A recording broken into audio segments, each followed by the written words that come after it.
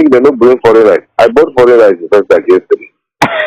So there is nothing. You say you bought foreign rice in first like. In first like yesterday. And they must bring it. 16,500. Whether they like it or not, there is one thing people don't understand. In this video, say make the bad motto. Don't just say they do motto. Igbos, they are the Jews, they are the black Jews. And the Jews, even then, they themselves are afraid of Igbos. That is why they refuse to claim them as Jews. Because they have the same DNA. Even the same Jews are afraid of Igbos. They are afraid of Igbos. You don't know? my younger brother, my immediate younger brother, is a major in Directorate of Military Intelligence. He is now Nigerian military attaché to Nigerian High Commission in Pakistan. They went for one intelligence gathering one time. Afghanistan bordered Pakistan bordered Afghanistan. We know that they went to a village in Peshawar. They met Igbo guys entering Afghanistan. What are they going to do? You can't ask a Jew to go to Afghanistan the way it is. So Igbos, they are like that. So the only thing is that when you befriend them, they will vomit the little things you will need to know to survive. They will vomit it to you. I'm working, the MD of my company is an Igbo man now from, what do you call it? He's than I am now. Now his son is the MD of my company. You understand? There was a time we spent more than 2 years. He was still paying us salary, and we are not getting contract. Is that not mystery? Is it? Is that than I am now. Is that not mystery? It's a mystery now. Paying salary. They're paying salary, and you are not getting any contract. And he even increased salary that period. You see? And nobody knows. There was a time even Board of Internal Revenue came to lock our office. They say this man get oil, he got oil well. They say he get this, he get that. If they say make he pay tax, he will pay. Even if they say make he pay 1 billion, he will pay. Is that not mystery? Is it? If there is anybody you will fear on this earth, it's Igbos. I'm surprised to be hearing this thing from you. Now Igbo go fear. Upon all this fight, where are the fights with you? You see, let me tell you one thing. Do you know why Babangida remain relevant in Nigeria? No. It's because he dined and wined with the Igbos. And that is why he remained relevant in Nigeria. When Babangida was head of state, if he visit any state, he don't go to government house. He sleep in an individual Igbo house. You don't know. So, and he's always a free Nigerian. Have you ever had any assassination attempts on Babangida before? After he left power? No, I have not. You see, there is one thing people don't understand, and that is why Buhari is finding it difficult. He say dollar this, he say this. And the rate at which even people are bringing in things into Nigeria is even more than when our border is open. So, who is fully who? That is the end of it. That is all. Do you know that in my state now, the biggest rice farmers are Igbos? They don't push our people out of farms first. Now then they farm rice now in Niger State. Igbos. That is you see, yeah, of course. Now then they farm rice now. Even rice now, then they buy local rice in the north. The Hausa man has money to buy local rice. And that is why the other tribes hate Igbos. Because they don't know how they make their money. Didn't you see how they took over first time? They are like Jews. It's just like what Adolf Hitler did to the Jews in Germany.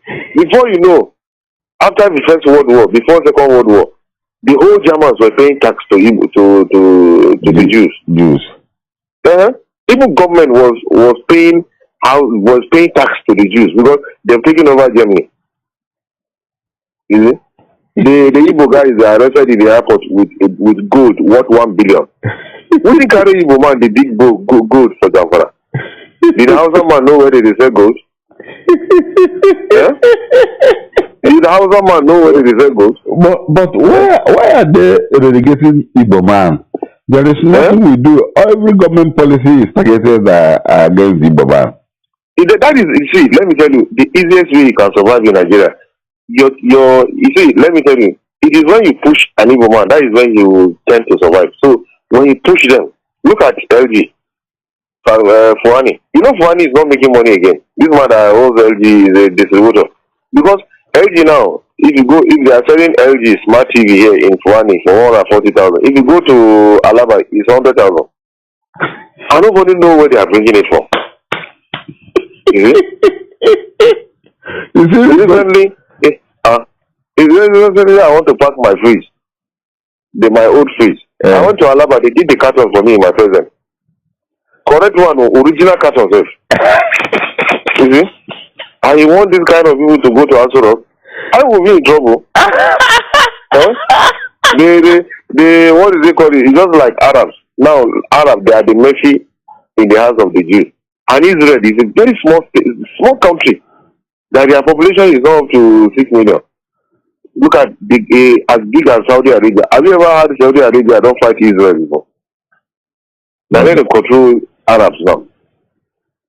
And you want us so that you give household of man to Igbo man. They will just turn northern Nigeria to broad daylight prison. It's not possible. What do our people know? They don't know anything. Our people know. I saw this in forwarded WhatsApp today. I saw what forwarded WhatsApp today. Igbo, you see that was a mistake Buhari made when Buhari came in as president. Had it been he want Nigeria to move faster, I swear to God he would have hold a town hall meeting in southeastern Nigeria. Tell the Igbo religious leaders, the business leaders, and tell them that they should support his government. You understand? They will know even anywhere dollar is, they will go and bring dollar to push his government. Say he don't want to do it, he don't want to have anything to do with people. Look at where we are today. It's not possible now. Because, if you are talking about criminals in the world, America is the #1 criminal country in the world. Didn't you know that? Followed by Israel. Because it is the Igbos that will teach you the sense. They will tell you that this is what you are supposed to do to succeed. You know what I mean? Which all So you know that that the Igbos are really pushed tight corner in Nigeria. That the Igbos are just on the fringes of being Biafra we should not lie to ourselves. If you are talking about the real sector of the economy, it is Igbos that shape the economy. You don't know. Because if you go to Mandelas now, you go to Alaba, you go to Ladipo, you will see person, just a young boy will count $50,000, $100,000, put inside pocket, they go China, they go bring something. If Babangida, I didn't think Buhari has friends. That 2015 when he became, he would have called 5-10 Igbo businessmen and tell them that we want light in Nigeria. And and review the license where they give all this disco. By now would have gotten light. Because Igbos will go to Germany, they will go to anywhere and bring light to Nigeria. And then all those importers of generators, see, we don't want generator in Nigeria. I beg, we need light. You understand? See this guy. Do you know there is one thing that people don't understand? There is this man they call Nnamdi. Maybe you've heard of him. Nnamdi, former Minister of Power. Yes. Do you know why they push him out? Do you know in Nigeria currently Nnamdi is generating over 10,000 megawatts of electricity? But do you know that close to you there? There is a place they call he has a company. He has a company in Abia that is he has built it already. Federal government refused to buy the electricity. He's one of the best engineer in America. They brought him from America now. Nnamdi. You don't know Nnamdi? I know him now. Former Johnathan forced him to resign. Because he want to give us light. And the evil who has been preventing Nigeria from getting light advised Jonathan to drive the man. Do you know that there is a company they call Geometrics? As according to you, if you go to Abia, they have one of the largest single private owned electricity generating plants in Nigeria. Yeah, of course now. And the electricity that generating, where are they using them? He's selling it to individuals. In Abia? Yes. Not only in Abia. He transfer electricity to other places. He said, just browse Geometrics. You see it now online. Geometrics. He's the owner of Geometrics. And another thing where Buhari they made mistake is that it is people that have heart. If you go to Saudi Arabia, you know this Saudi crown prince, most of his friends are black. When Buhari went to Saudi Arabia, the person that led that moved Saudi crown prince to Buhari is an Igbo guy now. Now this guy, but you got Saudi crown prince met the guy in America. You understand? Even Saudi Arabia, they are state oil company. They want to privatize it now. The 1% is Nigerian that want to buy that 1% of their shares, and it's an Igbo man. I never know all these things. You know, there is one thing is that you see, there is one thing you don't understand. If this refinery will work, if Buhari tell Igbo people say, I want to refine, you know this man where they call Ibeto. You know Ibeto has a chemical plant in Houston, in America. You know my brother now is the director of DPR. You know he's the current head of DPR. And Ibeto came to meet him that he has capacity that he can bring people to come and build refinery bigger than that of Dangote. But you know it is Dangote that pushed him out of Nigeria. Yes, I know. Ibeto. Do you know that Ibeto up to now Ibeto is paying more than $1 million on high sea. His cement are still on high sea. He wanted to flood Nigeria market with cement at $1 per bag. And people don't even understand. You want Igbo, if Igbo man rule Nigeria, we don't enter trouble now. Northerners, Yoruba, the first people they even deal with are Yoruba. And that is why Yoruba would never open his allow Igbo man to become president. It's not possible, sir. So you now know that Dangote is ripping us. Yeah, of course now. all the government cement company, not being the seller to Benue Cement, Ashaka and Sokoto Cement. Now you buy them now. Wow. I'm surprised that you know all these things. Yes, every day we are fighting on social media. You see, let me tell you, if Buhari can walk up today and pick like 5 Igbo people and say, I beg, please, I want you people to support my government. Nigeria will change within the people of our life. People will start shouting, where this man? You know, you don't want to have anything to do with Igbo. And that is why his government is going down. So you know his government is going down? He's going down now. We are not moving forward. We are not moving forward. You see, we need to tell ourselves the truth. See, let me tell you, look at this Cosmos Maduka. Do you know Cosmos Maduka?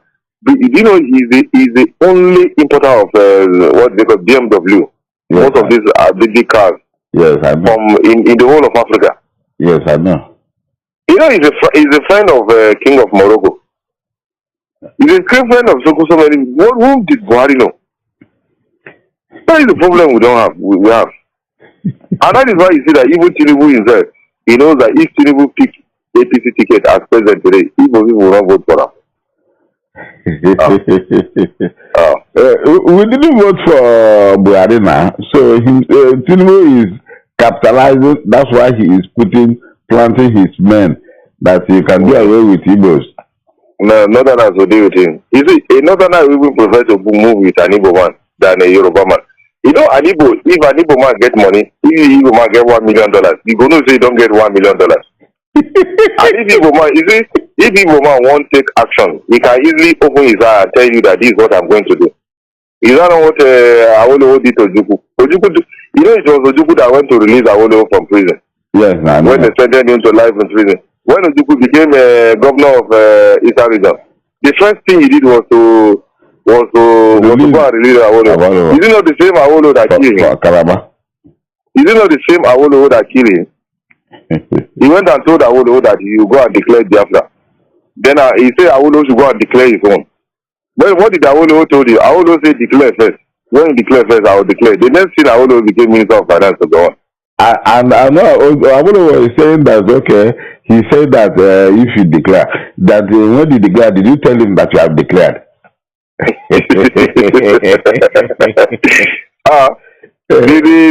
see, Buhari made the greatest mistake of his life. I swear to God. You know why Igbos are crying? Igbos, they are not even interested to be president or just create enabling environment, make them do their business. You know, they are Jews. religion is not really their problem. Have you ever had any Igbo man fighting for religion? They are not religious. They are not religious. What they need is comfort of life. Make they just get comfort. Look at Prince Ato Eze. This man that has Oranto oil and gas. Buhari don't want to have anything to do with him.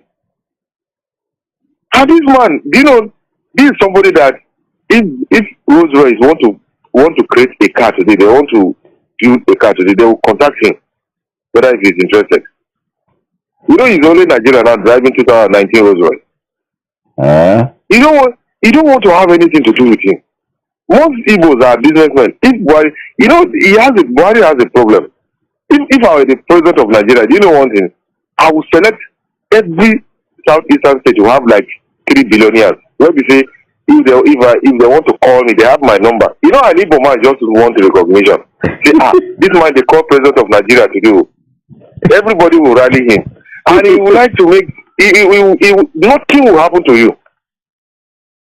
This sickness where Buhari is sick, is it ordinary? It's not ordinary. Yeah, IBB left power 1992. He's not of recent that he started falling sick. He has been a relevant person. Because of his connection with Igbos. Yeah, of course now. IBB can come to Lagos today. He will go and sleep in Alaba. He can sleep anyhow. You know, if any Igbo man see IBB himself, and IBB can't sleep for you, you know, Buhari failed to study the mentality of Igbo. And that is why he's trying to introduce, because Igbo is not interested, say, I want to be president. Just create an enabling environment for them, make them do their business. That is all. But why are they not bringing people like you nearer to the seat of power? So that Buhari is a useless man. So you talk sense to some of your people. You don't get sense. You know, the Chinese, as I'm talking to you now, if you go to this ongoing Lagos International Trade Fair, now because of Igbos, Taiwanese, all these Thailand, all these Chinese, they come for trade fair now. Who they buy Chinese franchise? Not the Igbo people. If Buhari, if this agricultural revolution he's even talking about, the people that would have helped his government to grow agri in Nigeria would have been Igbos. What you need to do is to tell them, make them build silos all over the country. Give them, in olden days, I'm a young boy, in olden days, during the regional, we have. Stop them, stop their money, everything. That's what they're looking for. Because that is what Britain actually asked them to do.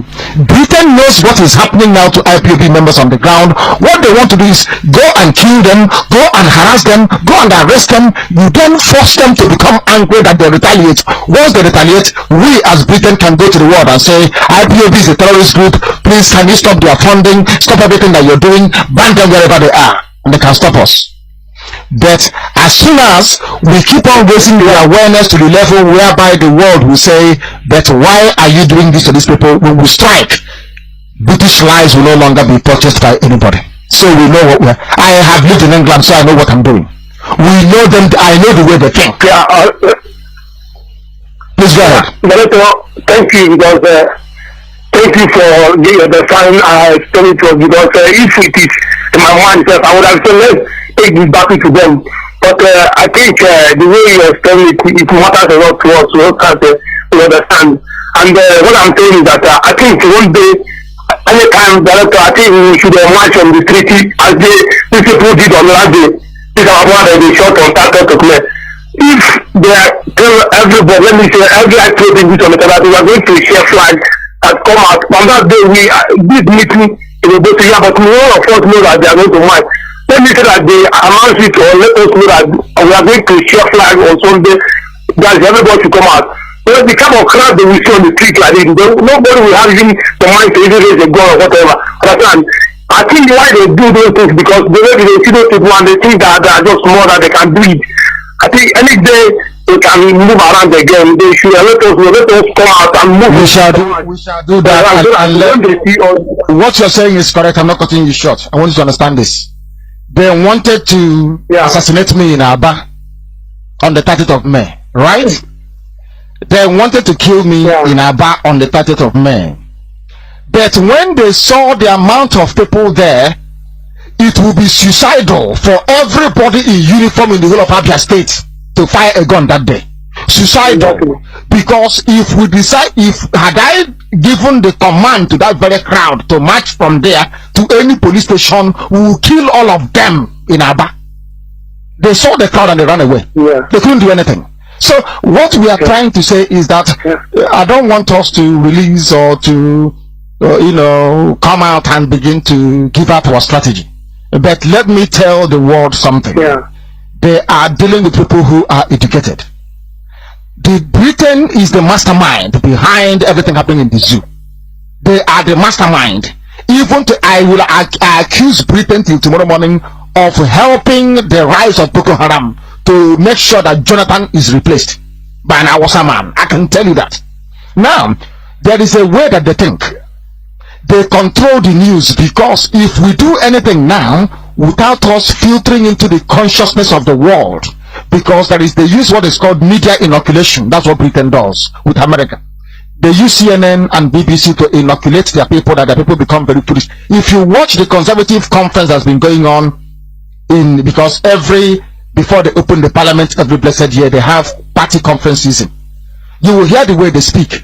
Anybody who doesn't know Bashar al-Assad, if you listen to Theresa May, who is the Home Secretary, you will think that Assad is a demon from somewhere else out of this world. But there was something that the Russian foreign ministry spokesman said. He said, if the people being supported by the British, which are the terrorists, if they are good people, how come Christians are running from the areas that they are controlling into the areas being controlled by Assad forces? That tells you all in it. But if you hear them talk about Assad, you will think Assad is a demon. And anything they say, that is what BBC will carry. If BBC carries it in over 250 languages all around the world, people will hear and say, okay, is that the case? So we want to be able to match them at their game, supersede them. Any day the world, it sinks into the whole world that every Nigerian is a thief, who have won this very battle. I'm telling you, anything Britain tells them about this, they will say it's a land of criminals. Please, what people are saying is correct. So our people must know that we are learned. We know what we are doing. Yeah. If we strike now, believe you me, Britain will succeed. Once they label us terrorists, they'll be sucking our oil and gas forever and ever. We don't want that to happen. We want to defeat them at their own game. Please. Go ahead. I want to ask you a question, please. This is like now Britain are taking charge of this as they are now the people who are conducting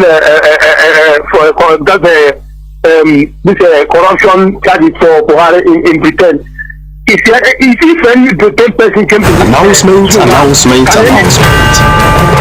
Here comes a great gathering of the people from the West African region. Ambazonia, Biafra, Oduduwa, living across the entire globe, the entire world. Coming from different parts of all the continents of the world to Brussels, Belgium, to march in great mass and in great multitude. All hail Biafra. Long live Ambazonia. Freedom for Oduduwa Republic. United we stand and shall never fall. With one vision and joint strength, the land of Belgium will feel the heat of these particular set of people from West Africa in 1 million freedom march in Brussels, Belgium. On the 14th and 15th of June 2022 at the European Union headquarters in Brussels. Together we shall march in strength and in valor, without fear nor weakness. The march of freedom, for total freedom, by the freedom fighters.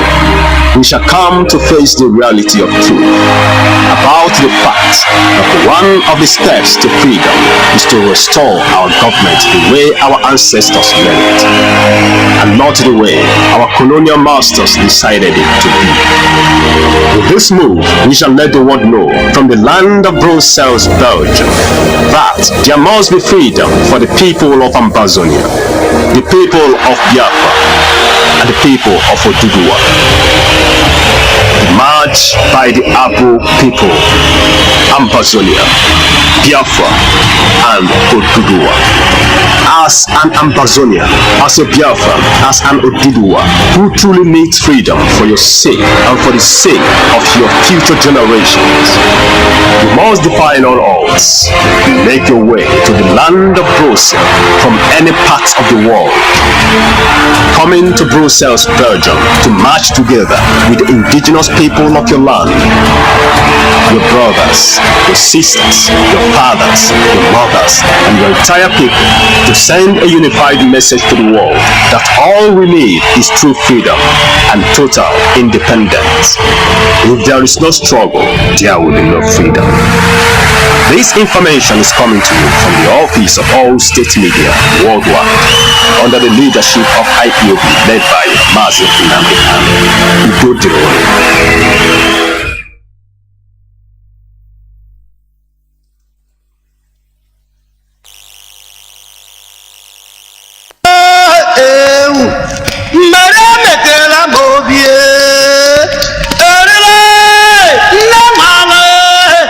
eziokwu ọ na-abụ ofe jụọ oyi esitonu ya n'ọkụ ya ha gbara kpọmkwem abalị 27 nke ọnwa anọ n'afọ 2022 anyị nọ n'ime ya ka mmachibido nke Nnamdi Fulani ịbata na ịgagharị n'ala Biafra niile ga-akwasị igbodo ma kpụrụkpụ ọkụ n'ọnụ. Ndị anyị na-akpa ehi Igbo, ewu maọbụ atụrụ ga-ahụ na ha ga-etinye ya n'ọgba ebe a na-azụ ehi atụrụ nke nwa bekee kpọrọ ranch n'asụsụ bekee, ebe ọgba ọzụzụ ndị a niile ga-enwe akara ejirimara maka ngụkọ bụ ịgba. This is the greatest crime upon humanity, that we told people there is a better place than this.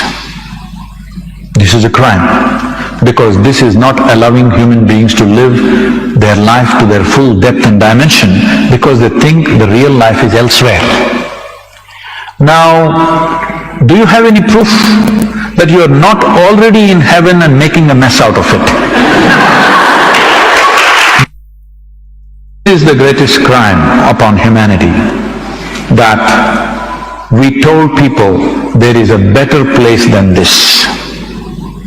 This is a crime, because this is not allowing human beings to live their life to their full depth and dimension, because they think the real life is elsewhere. Now, do you have any proof that you are not already in heaven and making a mess out of it?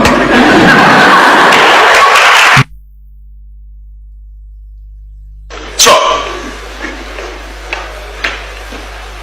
there seems to be a sense of either denial, and on one part, or people who think, no, it won't be, because we can't just imagine it. And because of some discussion that, okay, if this happens, you will lose your property, you will lose that, and so on. Of course, that is untenable. I mean, I too was wrong on this, because if by any chance you have another state of Biafra, it will be the 16th state of ECOWAS. And that means you have free movement of goods and persons. But the fundamental question, the fundamental issue is that this debate is not happening. This whole thing is being driven almost in a haphazard manner. Last week, they called for, was that last week? Yeah, last week. They called for a sit at home. And even without anybody getting out to more enforce and so on, I learned virtually Anambra and many other cities were completely shut down. It just tells you there is something going on. But again, where is elite in this? What is missing is structured debate and apparent elite aloofness or complicity or hypocrisy. Elite in denial. For the politicians who think you can just, let's use them temporarily, let's use them. Just go on while we can then use that to negotiate for something here. I can tell you, you will create a monster that will consume you. When that inferno comes, both us, everybody else, and the kind of thing that happened in Biafra where any dissent was considered a saboteur. Okay? You might get to a point where you will be telling them, just go on while we can negotiate here, get something for ourselves in Abuja. I can tell you these guys are no fools. At some point, they will look at you too and know that you're actually part of the problem. And so on and so forth. So I say, let the debate must begin. The late Dr. Pius Okibo, in this book as well, presented what the memo by late Dr. Pius Okibo presented to the Biafran government on the economic viability of Biafra. Nobody is talking about what the currency will look like. How will you fare with international trade? What kind of constitution are you talking about? And Affordable forcefully argues here that the Ahira Declaration of 1969 came too late. They had intelligentsia pushing for Biafra, but there was no organized structure. That if they had done what they did towards the end of the war at the beginning, Biafra would not have ended the way that it did. But what is shocking is people talk about this in their bedrooms and in their parlors, and then you come out and everybody is just, and so on. I'm sure it will not take long. So what I'm calling is that we must, the elite, the intelligentsia, get out of the closet and let us, now that the issue, the president in New York made a point. He said there will be no referendum in Biafra. Now, and I said, my reaction to it was, oh my God. So this matter has actually gotten to the point where we are now talking whether to have referendum or not to have referendum. The moment you've reached that point, it tells you that it's only a matter of time. But who is driving the debate? The Neo-Zikism, Neo-Biafranism, and so on and so forth. Good morning, good afternoon, good evening, and good night, great Biafrans and lovers of freedom. This is Radio Biafra House of Service coming to you through the auspices of Radio Biafra London. My name remains Mazi Johnathan Nwa from Olo province of Biafra land, and today is the 7th day of May in the year of our Lord 2022, being Saturday. Today is loaded, honestly speaking. I have with me here one of us, an attorney by profession, who is going to also put clarity on the fake news that has been going on in the Nigerian media, the mischievous twisting of the reality, because this is how Nigeria rolls. They are structured to lie, nothing more. Also, I am also here with my comrade, Marien Haider,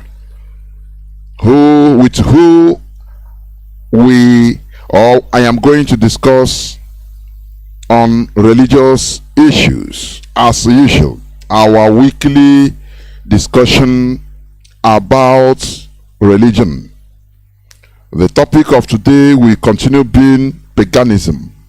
Paganism part 2. Paganism part 2.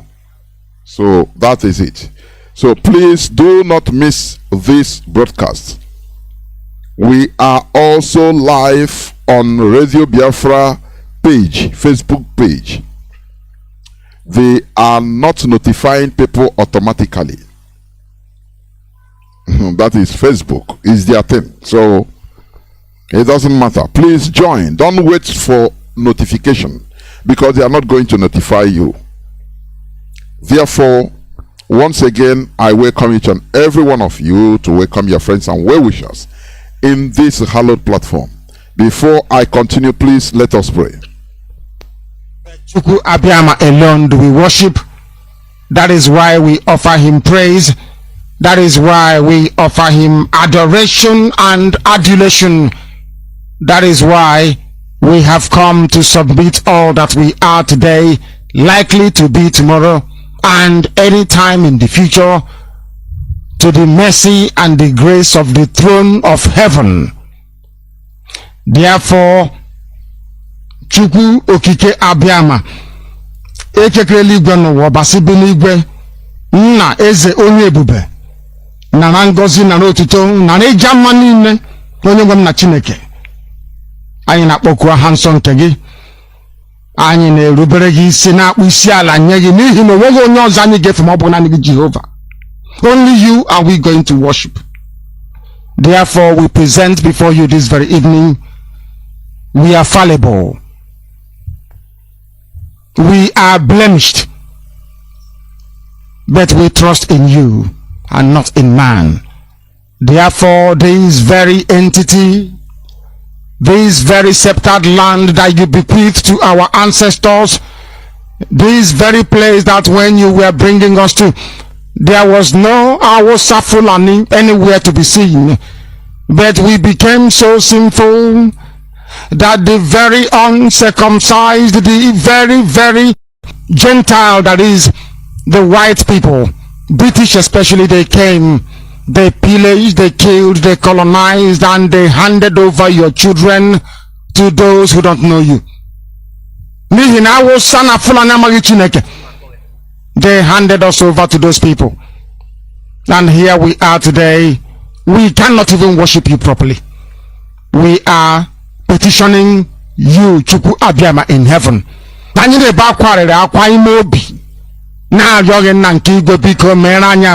Please have mercy upon us. Have mercy upon your children. As we sang when we were younger, please, my Lord, be merciful unto your children. This wasn't your plan for us. There was no time you created us to become subservient. Can you how can your children be slaves? How can your children, your handiwork, the people that you made, how can they become subservient to those who don't worship you? Unthinkable. Is there anything that you want us to do that we are not doing? Is there any other special way?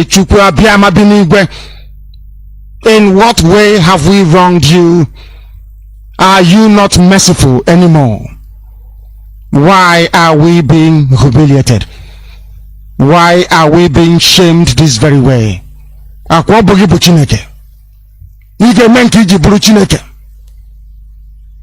We call upon your grace with every authority bestowed in us as your children to ask you to come down here to give us the courage, the strength, and the fortitude to resist this very evil that is fast advancing and enveloping your children.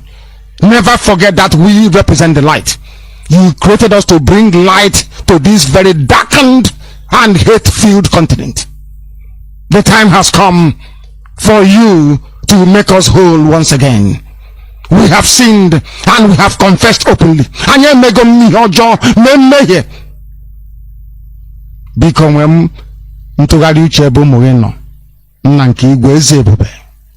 We call upon you. We have nobody else if not you. Chukwu okike abiyama. We have nobody else. Nobody else. We have nobody. That is why we come to you. You are not man. Please be merciful. Please raise your children from all over the world, from IPOB families all over this very planet. Give them the vision, the wisdom, the understanding to discern what is to come, and to render every help at their disposal to ensure that your glory will be witnessed upon this very earth, as was prayed for by Yahweh Yeshua, that your kingdom will come and your will be done on this earth as it is in heaven. So Biafra ka na arịọ Chineke. I don't want money. I don't want anything to do with wealth. All I want is Biafra, nothing more, nothing less. We are not doing anything with wealth and riches. So when you have absolutely nothing. All we ask for is Biafra. That your name may be worshipped, that you may be praised.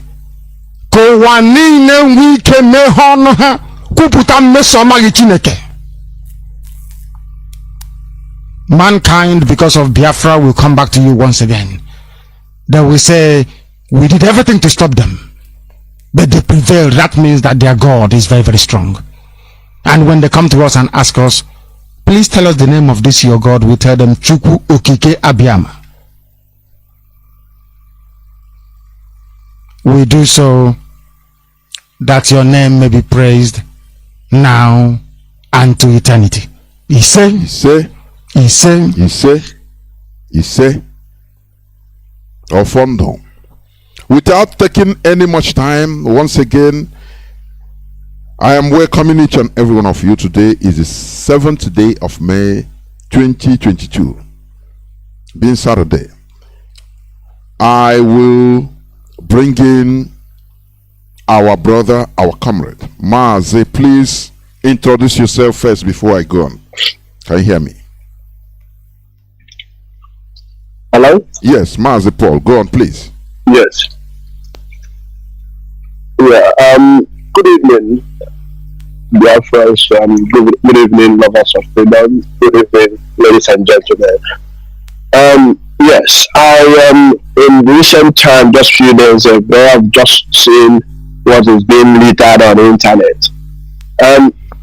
One thing is clear. Mazi, please, that can you introduce yourself first so that I go on? Yeah, yeah. I remain Mazi Paul Achala. Okay. By God's grace, a lawyer in the UK. And with more interest in immigration. So, as far as the question of protection and asylum is concerned, I happen to be a very strong authority in that area of law. Those in the UK must have known me. They know my records. I've always been around, even before Ipob started. Okay. Now, okay, let me the question. Yeah. The question, we see what is going on, the brouhaha and the twisting upon twisting of the reality in the Nigerian news media about Britain or United Kingdom, putting IPOB in the terrorist list. Please, we see that it's lying anyway, but what is your reaction to the recent UK V1 publication? Please. Well, to start with, the UKV have not always been helpful to the struggle, but the question have always been the United Kingdom cannot go behind the human rights records of Nigeria. It's not possible. There is already a well-established, properly documented documents that indicted the Nigerian government, that indicted the police, that indicted the army. As a matter of records, the first people to have been excluded from protection globally at the present is the Nigerian police and the army. The Canadian court ruled last year that the Nigerian police force, particularly those of SARS, are excluded from being granted protection. Now, so far as this issue of human rights is concerned and protection claims are concerned, there is a criteria for that. If an individual commits an offense, so he commits an offense that ordinarily will be a criminal offense in England and Wales, that individual must be excluded. But as it stands today, there's no way the government UK will exclude any member of Ipob for committing any crime because the record is very clear. Since 2015 to date, this government is about 7 years. Is 7 years and heading to 18. And heading to 8. Not a single Ipob member have been convicted of any criminal offense of any nature, no matter how small, even if it's a common assault. Much of what we hear every day is propaganda that have not been substantiated. Some will argue, some will come up to say, oh, because our leader was not around. Of course, how about those that were around? How about the other ones? Benjamin Wabugu, the rest of them who have been in Nigeria all this while. What have you done? Have their case gone any mileage? The answer is no. The truth of the matter is that the contraption is more interested in punitive rather than seeking justice in a case. Because if you go for justice, it means Mazi Johnathan and all those thousands, if not millions of those who detain illegally across various detention centers around is likely to be acquitted because much of the raids, much of the torture, much of all these things will all count towards their case.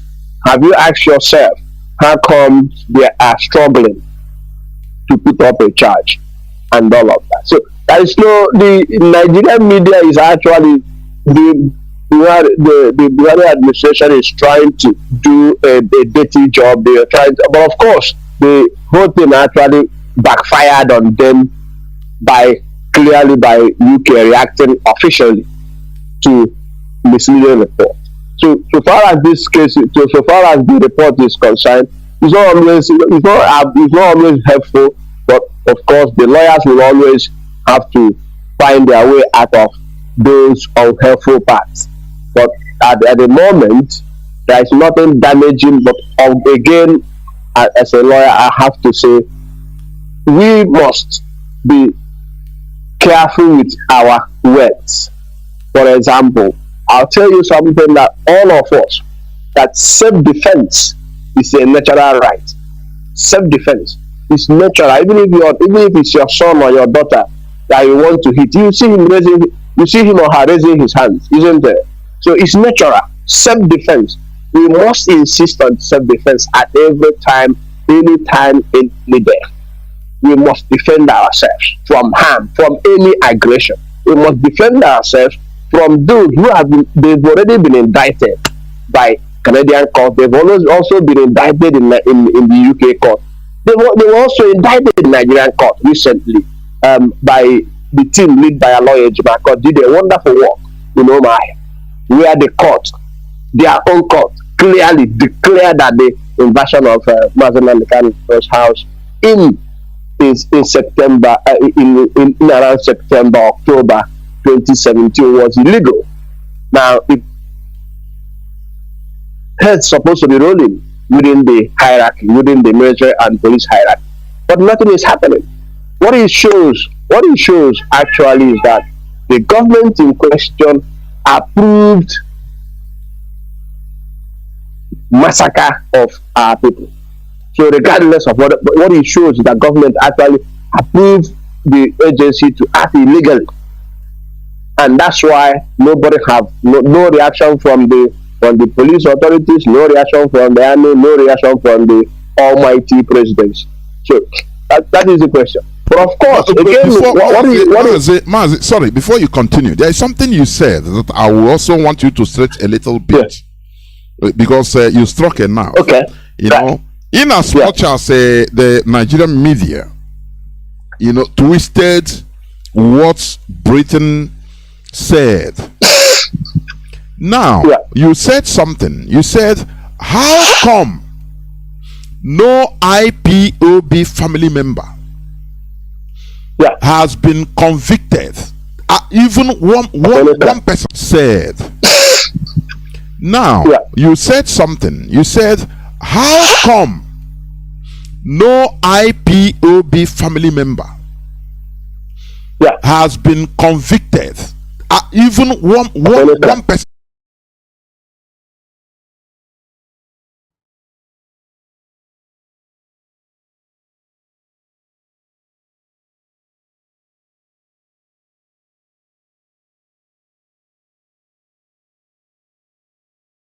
said, now you said something. You said, how come no IPOB family member has been convicted? Even one person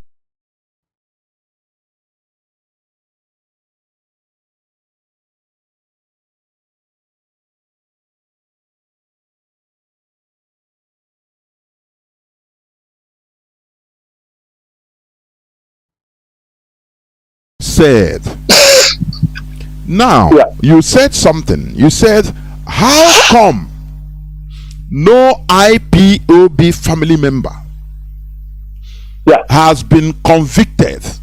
Even one person. They need a blood, whatever thing they spend, they bring him back to Nigeria illegally. What's the word? Illegally.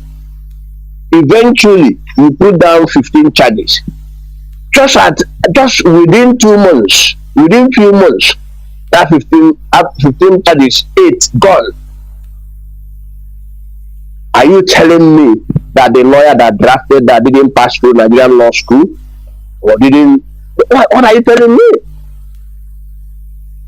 So the truth is that the system is not interested in justice. They are more interested in intimidation, in harassing people, humiliating people. Possibly, if they find a way, they might sodomize the person as well. So only heaven knows what our people are going through, and that's why we must remain vigilant. We must always be vigilant and always try to locate wherever they are to make sure that we try to locate them. Once we locate them, make sure you alert the legal team, those that are involved. I must commend the effort of our lawyer Jimako, Ejiofor, and others who have been doing wonderfully. They have been doing wonderfully well. And anybody trying to query their integrity or trying to query them somehow, always be skeptical about that person, because this team remains a formidable team. They've maintained a certain standard since 2015 to date, and I don't think it's right for anybody to try to raise question about them. The reason for I've worked with each and every one of them at different level. There are things I may not say here, but there have been issues. There have been several issues we've worked out, but I can tell you that we have an excellent team. Okay, Mazi, let me also ask you this. What do you have to say about, just like even yesterday, I read a news headline where the so-called elders, Igbo elders or Biafra elders, so-called, that they are begging the presidency to grant pardon to Mazi Nnamdi. That word, pardon. And I was really pissed off. So the truth is that I respectfully disagree with that word, pardon, because they've committed no crime in the first place. But again, let me leave it to the point of maybe, this is grammar. English is not our language. Everybody try to use it as he pleases him or her. You understand, as you find comfortable. But I respectfully disagree with the word pardon, because they've committed no offense. And for you to talk about pardon, you must have secured conviction before talking about pardon. This is a typical case of a classical case of kidnapping somebody from Kenya, and some are brought there from their homes where they are sleeping. Some picked up somewhere, somebody going to buy a Kanu for his daughter or something. You pick him up on the street, lump him up, dump him in the prison, and then you turn around and say, pardon him. Pardon him for what? What did he do?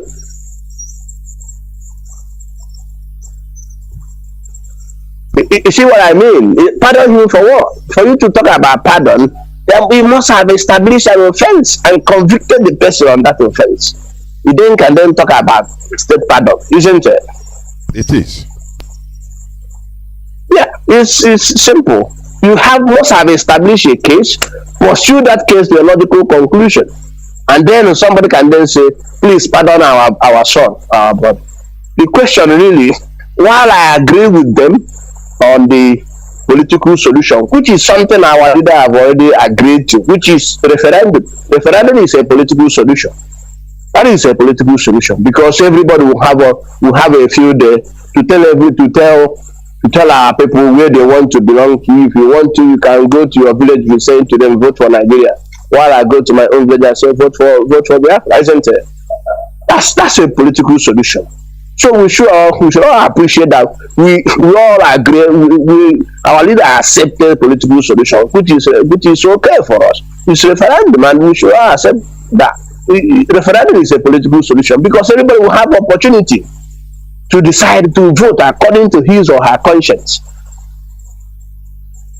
Okay, now is it? That is okay. Go on. Finish up. Is that not political solution, isn't it, my brother? That's why I wanted to ask. You should not political because we all have to go there. You may see your papa campaigning for Nigeria, and so you see a son campaigning for Biafra. That's politics. That's what it is. So I don't know, and of course you see why they are worried. Why they are worried? The reason why they are worried is because they've treated us badly. If they've treated us so well, let's go to the ballot box. If they've treated us so well in Nigeria, if you put it the other way around, if there's a position you occupy in your family, and if you just do like this, your family will be worried because they know you've been fair to them. But there's a way you'll be behaving. Even if you are angry, nobody will look at your face. So because they've treated us so badly, and that's why they are afraid of referendum, because they know that the referendum will be 100% in favor. They are aware of that. So they already know the results even before going to polling. But that's why they're resisting, and that's why they are trying as much as possible to incriminate the struggle, to taint the struggle with criminality. They are trying their very best to taint the struggle with criminality, and this is where common sense comes in. And I have to say the DOS under Chike Dozien is doing wonderfully well, because they're always ahead of them, trying as much as possible to distance themselves from their plan. People need to understand what is called covert operation. If you go to all this in Middle East, you see where Britain is showing their strength in covert operation. You see some of them. There are some Brits you may not know. There are some Brits in the Middle East fighting as ISIS, fighting as all sorts of things, fighting at the same time working for their people down home. So when somebody is telling you, I'm hardcore, I'm moving ahead, even if you say to me, stop, I'm going ahead, watch that person. He may not be with you, even though he's proven to be one of the strongest man pushing. He may not be, he may be working for somebody, because that particular action you are trying to take is not beneficial to you to the struggle or to our people in the long run. So whatever thing you are doing, you have to be very, very careful that the game is highly technical. It's a highly technical game. And because it's a highly technical game, it requires sense, strong sense, and discipline and humility to be able to win. God forbid if the leadership was not alive to their responsibility, this particular propaganda was in a position to succeed. The reason being that if all their plots, if they had fell into those traps, that nothing will stop UK from doing their bidding. But the leadership have always been very clever, and the tempos ahead of them in this game. So they are in our own territory. Their own territory is really committing crimes and killing and massacring people here and there. But when it comes to the real deal, which is the diplomacy, the real intel, we are ahead of them. I've so far from every indices, we are ahead of them. They are free to bring in people pretending to be whatever they are, but we know who we are. Okay. This brings me to this. You know, you have said it, the position of, some infiltrators that yes, we are used, or we are commissioned or contracted to destroy IPOB from within, which they failed. It brings me on to even one tweet or what they are saying. Because when IPOB leadership gives an order, they try to confuse the people, giving a counter order in order to destroy loyalty and discipline. So, you have said something about it anyway, but I want you to just use another 2 minutes to also hint more on the need for loyalty, because some people might be doing something not knowing that they are being manipulated into doing it. They are ignorantly doing that thing. Please. Yes. Well, let me start with people need to understand the concept of covert operation. Our people need to understand the concept of covert operation. Somebody could be used innocently in a covert operation. All you need to do is to come in and say, don't you know that Chino Sanworu said this about you? You pick up that lie. You move straight away against Chino Sanworu. Chino Sanworu then, without even say, oh, what did I do? From there, what they have started. Do you understand? So how did it happen? Somebody just manipulated you. Very simple. Now you see how some of these things are working. You see, first they attack Director of Finance. From Director of Finance, they move. From there, they are moving gradually, and this is where we are. Now, why on earth would somebody attack Nnamdi, for example? Why? For what?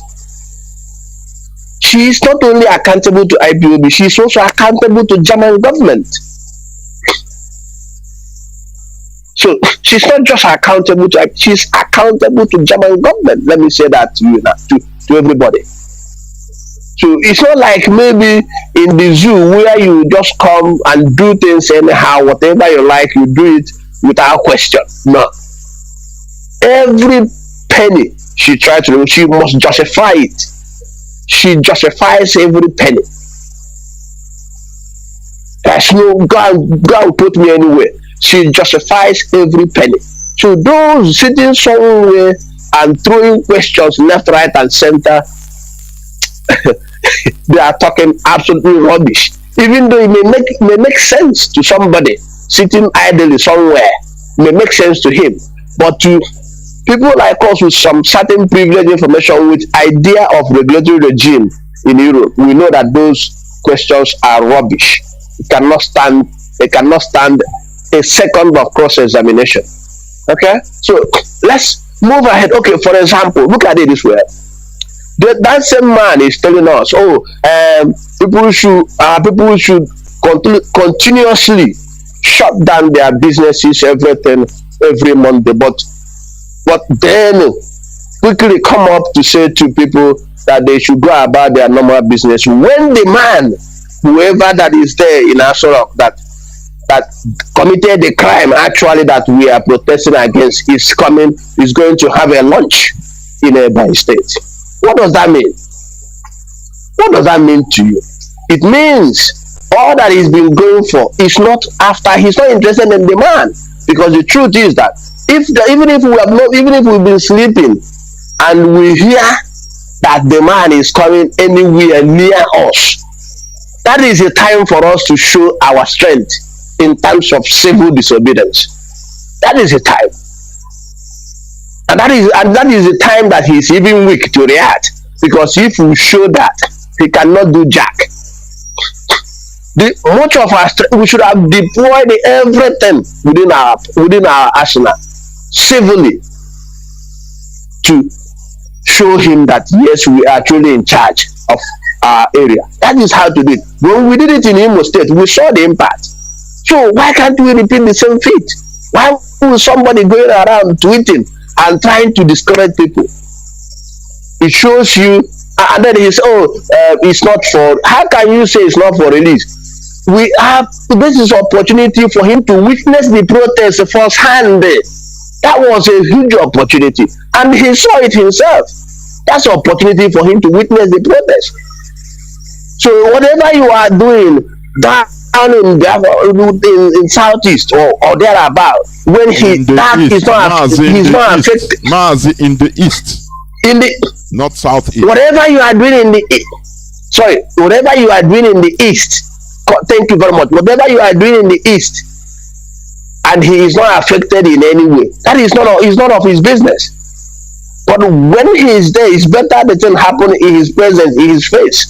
You slap it on his face. For example, good example was in Imo. He had a test of it, and that's the main thing. So how are you telling me that boycotting his visit will not impact on him? It will be done on him something. Okay, how if you say that is not impactful, how can you then possibly say that every Monday that we close our shops are affected? Is he in a shop with O2 on it? Can you say that he has a shop, in a main market or in an area or anywhere around us? No. The only opportunity for him to have a test of his own medicine was that on his visit. That is the only way to show him that. So if somebody trying to argue the other way around, my suspicion obviously is that somebody is working for somebody and somebody is trying to prove to somebody, I'm in charge. Don't worry. I'll disorganize that. You won't be affected because I'm in charge. That's the language. Thank you, Mazi. Let me now, finally, what is the legal implication of this recent UK V1 reports, please? And if you can just point out the reports, just explain the reports in a jiffy, please, before going into the legal implication. Well, remember, this report is a working document of the immigration officers, and certain sections of the report was taken away, so you cannot really see the complete picture. Remember, the first one they released in 2021 got Nigerian government started shaking. They started running around. Then for making appeals to them, appealing them, then it was taken down. But the most lawyers who are into said that they will grant IPOB asylum in the UK, isn't it? Yes. Yes, but remember, before that document, in the UK, we've succeeded in convincing the judges and the courts that members are entitled to protection. So from Assad 2015, that have already been the case. But the point is that what you are seeing today is clear, even as it is now, as bad as the report may look like. Is still a huge indictment on the Nigerian government. So whatever you think that, whatever anybody is thinking that this report is bad or whatever, but the point is it remains an indictment.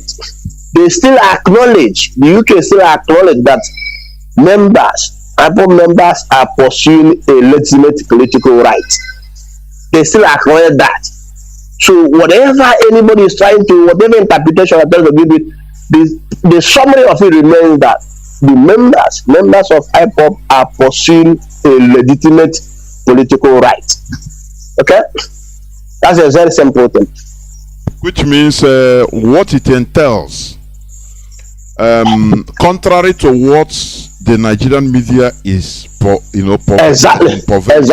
IPOB is not, no matter that we don't care, but IPOB is not a terrorist group in the United States. Yes, okay. And let us understand the asylum. The concept of asylum does not necessarily mean that we want to go and give a pass. No, the context of asylum is that these people are being persecuted.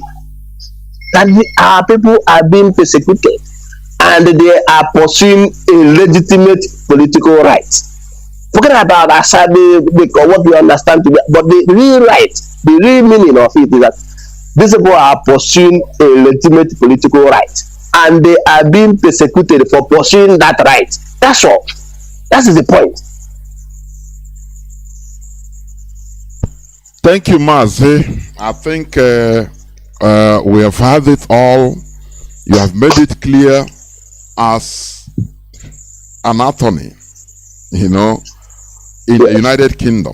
Yeah, you have made it clear. So thank you, Mazi. And from time to time, if needed, you will be coming up. Yes. Also, in order no to problem, sir. I'm quite happy to come in. I'm quite happy to. Yes. Thank you, yes. Mazi. Thank you very much.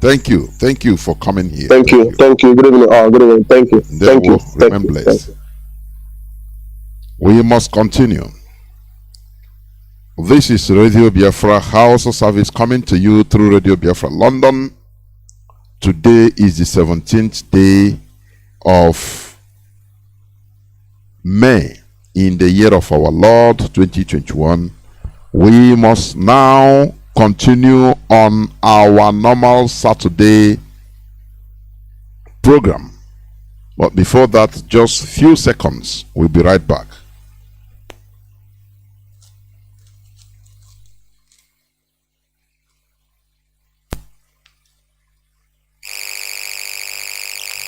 Announcement. Here comes a great gathering of the people from the West African region. Ambazonia, Biafra, Oduduwa, living across the entire globe, the entire world. Coming from different parts of all the continents of the world to Brussels, Belgium, to march in great mass and in great multitude. All hail Biafra. Long live Ambazonia. Freedom for Oduduwa Republic. United we stand and shall never fall. With one vision and joint strength, the land of Belgium will feel the heat of this particular set of people from West Africa in 1 million freedom march in Brussels, Belgium. On the 14th and 15th of June 2022 at the European Union headquarters in Brussels. Together we shall march in strength and in valor, without fear nor weakness. The march of freedom, for total freedom, by the freedom fighters. We shall come to face the reality of truth about the fact that one of the steps to freedom is to restore our government the way our ancestors led it, and not the way our colonial masters decided it to be. With this move, we shall let the world know from the land of Brussels, Belgium, that there must be freedom for the people of Ambazonia, the people of Biafra, and the people of Oduduwa. The march by the Abo people, Ambazonia, Biafra, and Oduduwa. As an Ambazonian, as a Biafra, as an Oduduwa, who truly needs freedom for your sake and for the sake of your future generations, you must defy all odds. Make your way to the land of Brussels from any part of the world. Coming to Brussels, Belgium, to march together with the indigenous people of your land. Your brothers, your sisters, your fathers, your mothers, and your entire people, to send a unified message to the world that all we need is true freedom and total independence. If there is no struggle, there will be no freedom. This information is coming to you from the office of all state media worldwide under the leadership of Welcome back. This is Radio Biafra House of Service coming to you through the auspices of Radio Biafra London. Do not forget to join us live on IPUB Community Radio. Also on Radio Biafra Facebook page, please. Do not forget. Therefore, we shall go direct into the subject of our discussion today. As usual, today is Saturday, the 7th day of May 2022. I will bring in Nwada. Please introduce yourself before I go on. Please, Nwada. Good afternoon, Mazi Johnathan. Good afternoon, my fellow Biafrans, all listeners from all over the world.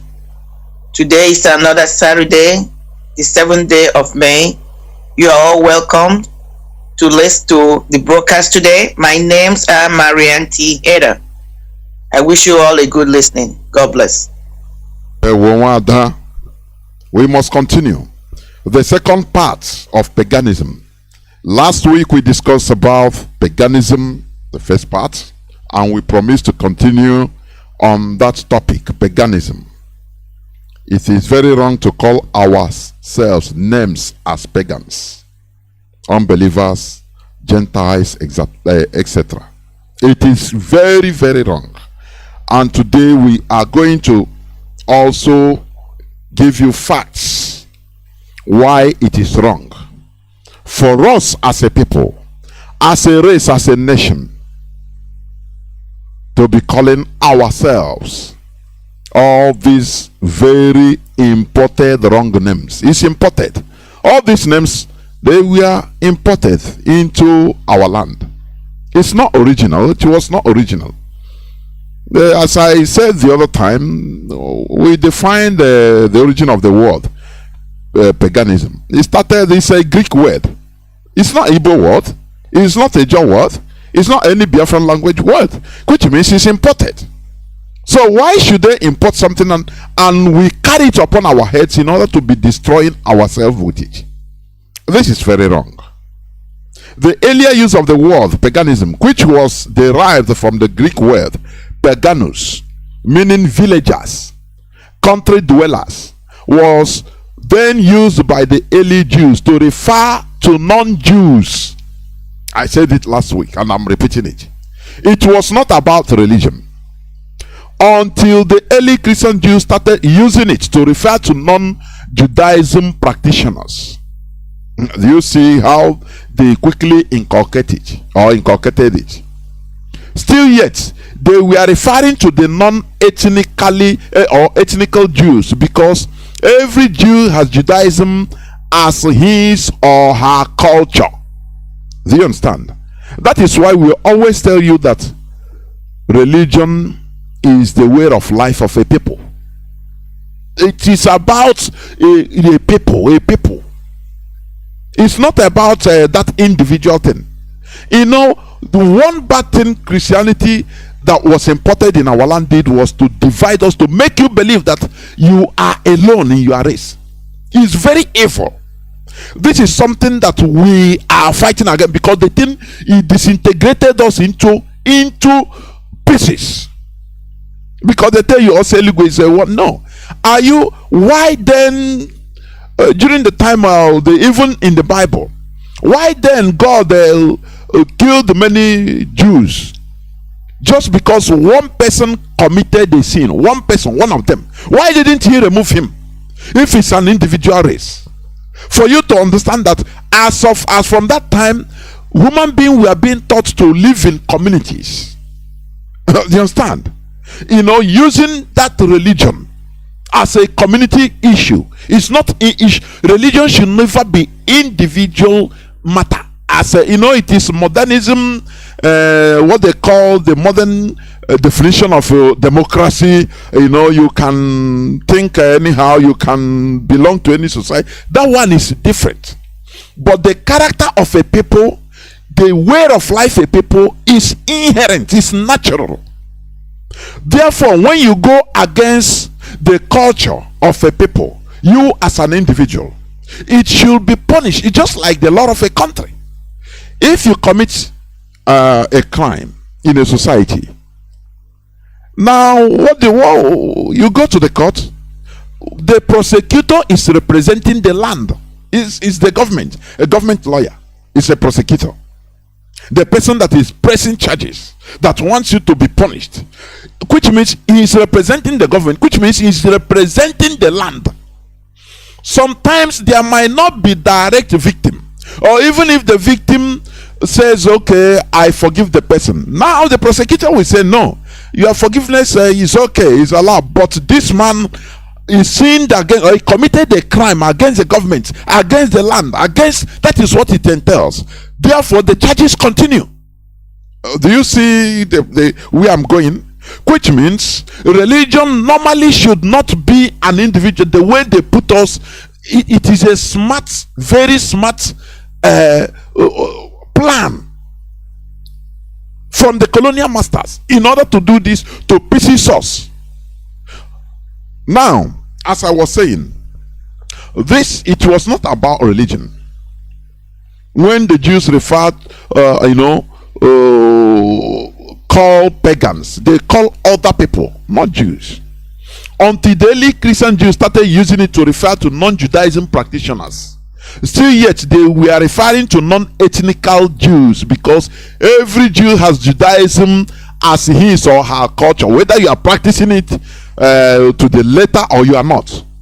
Once you are born a Jew, they call you a Judaism. It doesn't matter, even if individually, in the modern world now, you can take your decision individually. Say, I'm a Jew. Individually, if they come to if you are discussing with somebody, you say, no, I don't even believe this story, this and that. But anyway, I'm a Jew, which means you are being covered in that religion because it's your culture. You can never depart from your culture, or refuse your culture, or deny your culture. That is what I want to bring in here. Let me give you example. Let's because we say on things we read every day, that is from where we come. Like in the book of Matthew chapter 6 verse 31 to 32, there's something he said there. Is Christ saying, therefore do not be anxious, saying, what shall we eat, or what shall we drink, or what shall we wear? For the Gentiles, do you see, seek after all these things. Who are the Gentiles? People of other ethnicity, the non-Jewish people. He is talking to the Jews. He said, for the Gentiles, all those people in all the border, at your border, all those people, they do like this. This is what they do. But you yourself are special people, which means everybody, every Jew is something about race, ethnicity. I don't know whether people understand. Therefore, when he referred to Gentiles, he referred to other races, the non-Jews. Whether you as a Jew believe in him, Christ, or believe, as far as your blood is Jewish, you are being covered. You are not a Gentile. That is it. You understand? So, we should be wise. Also in the book of 1 Corinthians chapter 9 verse 21, he said, is Paul saying this? He said, when I am with the Gentiles who do not follow the Jewish law. Do you see it? I to live apart from that law, so I can bring them to Christ. Look at what he said. So what I want to bring there is calling Gentiles, when he mentioned Gentiles, is following people that are not following Jewish law. As a Jew, you cannot debar yourself from following Jewish law. It doesn't matter whether you are practical, you are practicing it, the way it should be or not.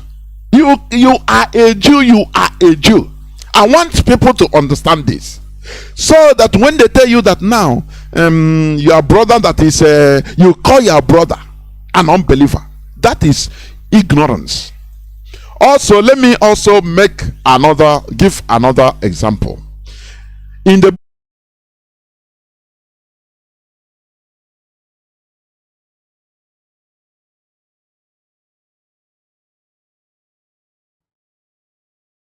this, so that when they tell you that now, your brother that is, you call your brother an unbeliever, that is ignorance. Also, let me also give another example. In the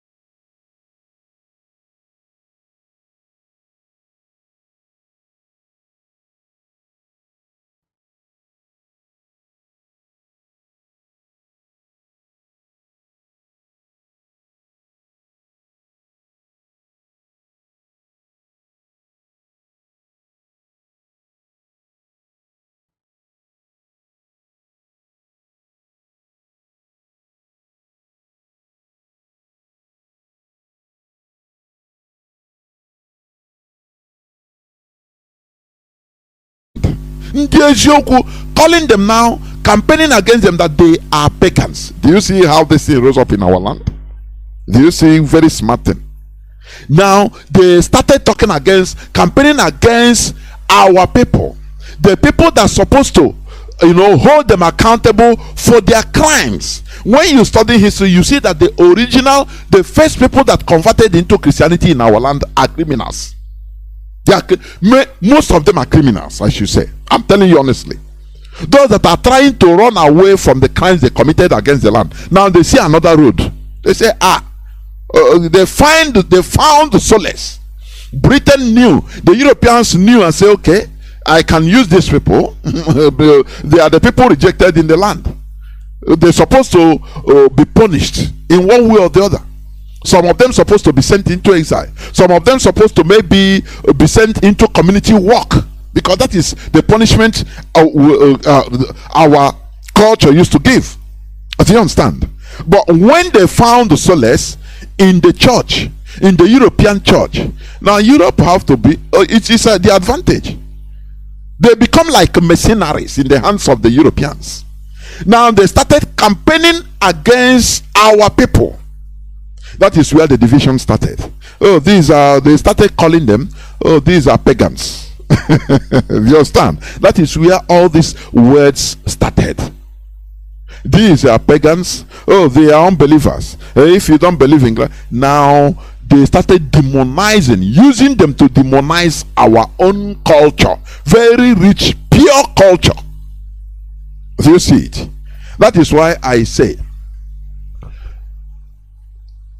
you have no single right or authority to refer to your fellow Biafran as a pagan, Gentile, or unbeliever.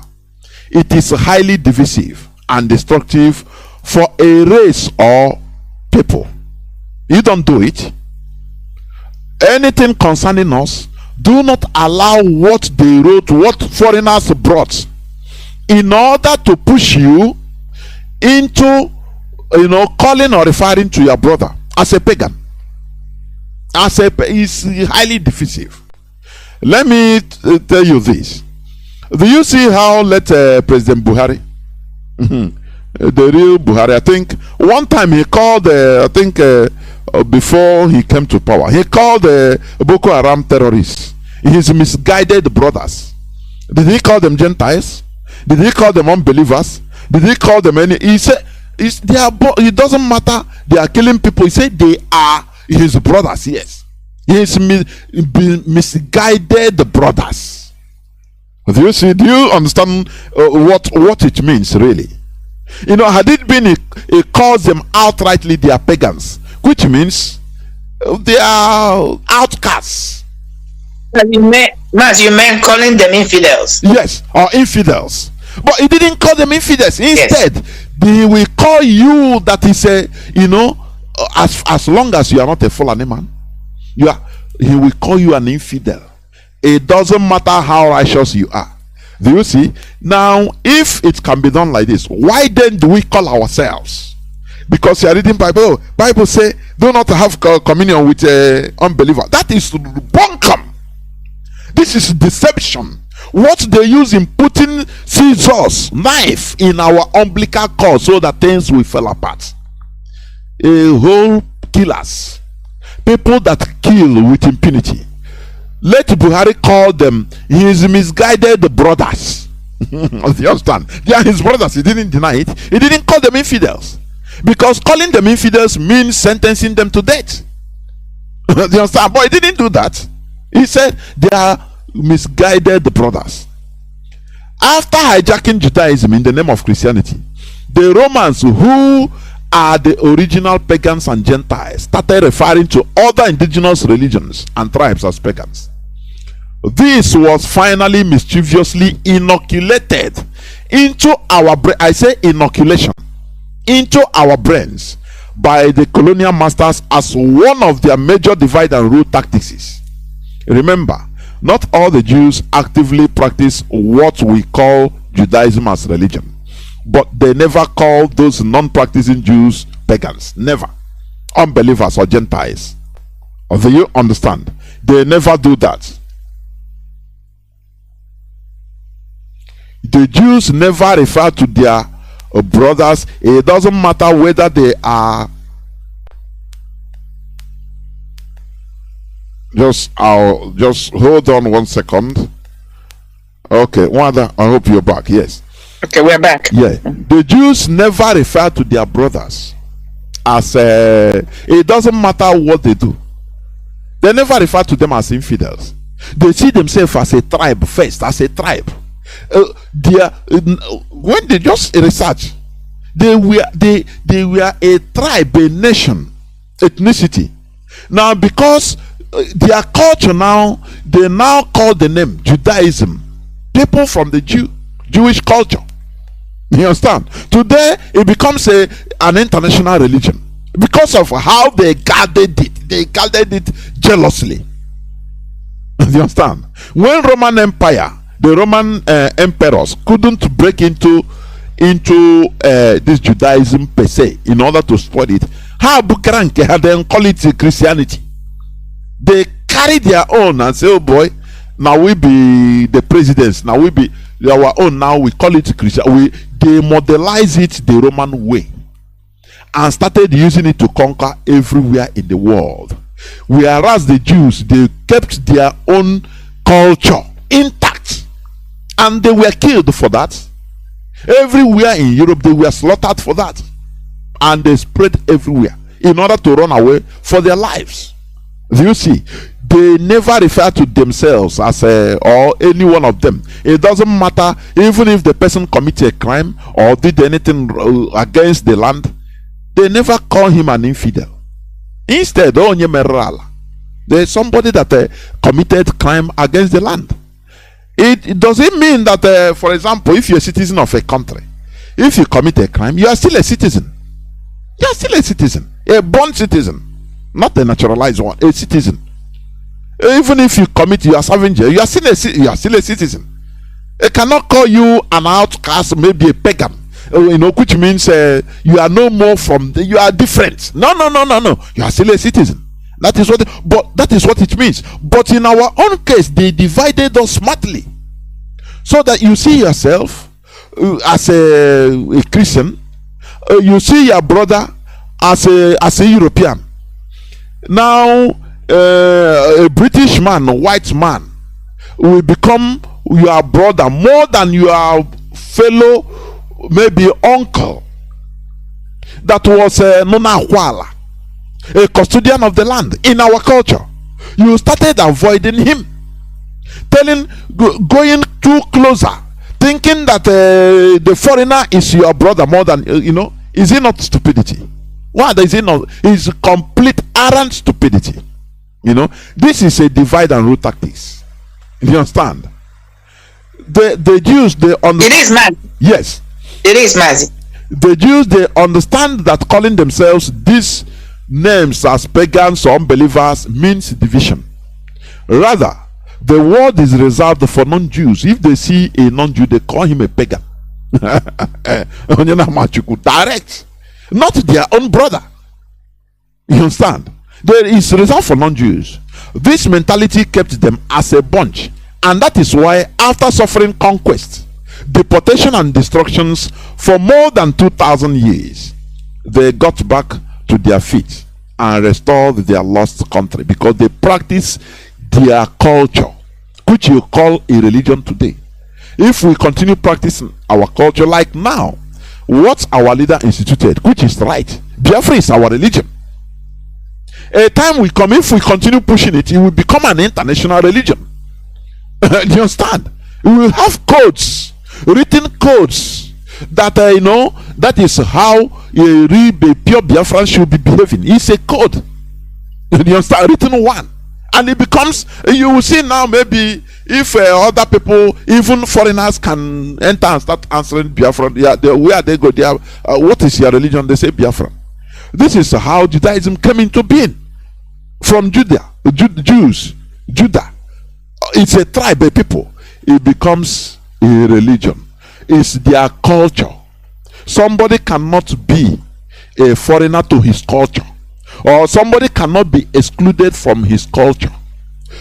Being maybe a Jew, as per religion. It doesn't necessarily mean that one person, they know all their cultures. Sometimes they might prevaricate. Maybe before he did a quaka, for example, and somebody didn't do that, which means he didn't, not everything they know, but they are still practicing their culture. That is what we are preaching here, for us to go back into our culture. You know, there is one mistake our people used to make, or some of them. The thing once we say our traditional religion, you see, they started thinking of Igwanshi. This is inoculation, what we have imbibed in our head, or maybe and using it to do audition only. No, it imbibes our way of life. The way, even when you wake up in the morning, the way you behave, the way you relate to your fellow brother, the way you salute, the way, it's our way of life. That is what we should be teaching. One other, please go on, if you may. You just put your thumb on something heavy. I don't know whether you noticed that. Now, Marty, what you said something, even though it's been there, but you just brought something out now to my mind. You said, okay, the tribe we're talking about, Israeli, the country we call Israel, we know it's a Jewish state. This name Jewish came from a particular individual, one of the 12 sons of Jacob, according to the Christian Bible, called Judah. Okay? Now, Judah, when we use the word Jewish state, it doesn't mean that everybody, or even Israeli state, which is a Jewish state today, that everybody there are all Jews. No. You have other tribes, tribe of Benjamin, tribe of Issachar, tribe of this, all of them together. That's what we are calling the Jewish state today. Let's flip it to us, because this is one of the core things they are using to divide us. Oh, Biafra is an Igbo nation. No, it's not. Even in our own case, it's more unique, because in our own case, there's no particular tribe called Biafra. So it's a universal name that is picked up to encompass us, to identify who we are. We the people. Okay? Because this is one of the things they are using. Because if we can go back to let us know that we are one people, all the states that make up Biafra, we are one people. All the tribes that make up Biafra, we are one people. If we can go back 10, 20 years, 1,000 years ago, Mazi, I can tell you that we all have the same, we were practicing the same culture, or call it religion. Because even though we might have variations today, what I mean, there's slight variations. There is a core thing, the way we worship, the way we reverence, the way we behave. Even and that is language. Why we can all agree. Mazi, go ahead if you want to comment. No, go on. I say even our language. You know, like yes. What you say. They all started from one, and then you have variations, because even when you go to the Jewish land, if you go to Jewish language today, there are variations. They will tell you. So where I'm bringing, because you said it hit my mind, boom. This is one of the things they are using, dividing us. You hear somebody like Wike, I'm Rivers man. What do you mean by Rivers man? What do you mean? Ikwere is Igbo dialect. Because there are things they will say, and the Igbo person will say, you will see some Igbo language, Igbo dialect in there. There is something an Igbo person will say, you will see a component of the Igbo dialect in there. We are one people. I think this is what we are trying to preach here. Because when we continue to use the word religion, people are caught up in like organized religion. It's our belief system, who we have always been. That which is in our DNA that made us to be in that geographical location. It did not come by surprise. We started from one people, and because we moved, we started diversifying, looking for land and all that. There are little variations that came in. It does not separate who we are. It does not negate who we are. That's the religion we're talking about. That is why when we use the word Biafra is our religion, it carries more weight. Because Biafra is what's going to take us to who we have always been, recognize or re-identify who we are, and move on together as a people and be who we are. Because as long as we do not go to this core thing you just lifted up today, Mazi, they will continue to use. When you hear the word religion, whether it is paganism, whether it's traditional religion, Mazi, is the same thing. Go back and see the way we practice, the way the region man practiced, the way the river man practiced, the way the Calabar man practice, whatever tribe you call them, we are all Biafran because there is something fundamental, the way of our life, even the way we eat, things we do, our culture is the same. That's the religion we're talking about, not the modern religion, Mazi. I wanted to bring that in. Yes, and what you said about language, you talked about 1,000 years back. I laugh. I say go back to what they call about women riot, which is not a riot, it's about women protests. Go back there, 1929 of yesterday. What language did our women communicate with that time? Is we need to make researches. It was not English, because they wouldn't go to Kotuma to translate to them what this person, a job person, is saying, a job woman is saying. No. It will baffle you that they were speaking as of yesterday, 1921. The whole of Biafra land, they understand one language. I am telling you that, because they came from both Iguacha, both Ejo land, both Efik. The whole women gathered in Aba, all of them. Now the question I used to ask is this: go and make researches. That time, what language did they speak? Because that time English was not rampant. Only few people could understand English, like Azikiwe and all these politicians who go to European school. With that time, who did the one, Nadia, all of them, how did they communicate each other with our Efik sisters, with our Ejo sisters? That's a good question. Because what you are saying now is one of the keys that will unravel the mystery of how we lost who we are. Mazi, go ahead, please. Yes. So that is it. And you see like the vagabond Wike today, as he says he's not an Igbo. He's not Igbo. Only now being a presidential candidate will make him now start talking, even speaking Igbo. Now, he will train his children to tell them that, look, you people are not Igbo. Maybe now it's Wike. They remove N, it become Wike. Okay. Yes. Maybe in the next the generation of his children, they will remove N or put what do you call it? L there. It becomes Wike. It will be sounding like maybe language from Varandapo. Do you see? Yeah, Willikin. Willikin. Exactly. And now that time they will not understand. That is how things change.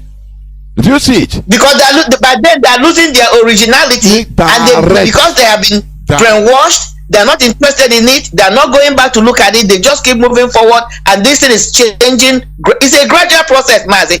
It's a gradual process. Yes, it is indeed. It is indeed. So what we are doing here in this hallowed platform is to stimulate our brains into making researches to go back to who we are.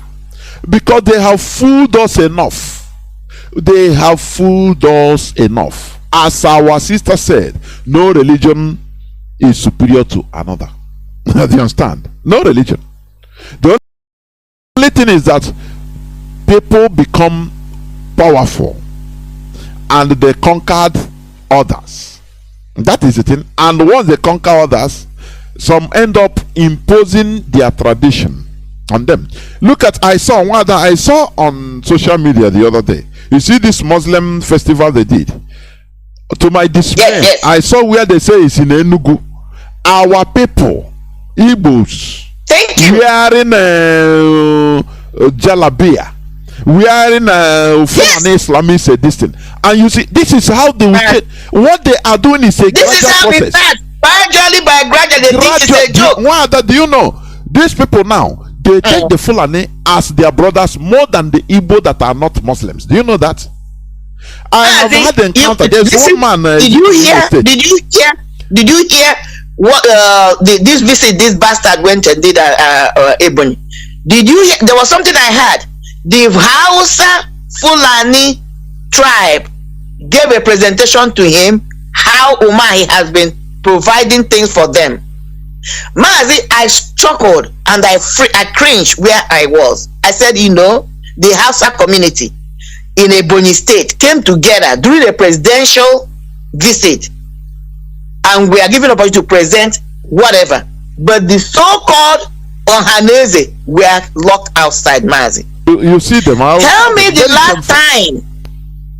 last time Buhari went to any northern state and the Igbo community were allowed to come and give a presentation.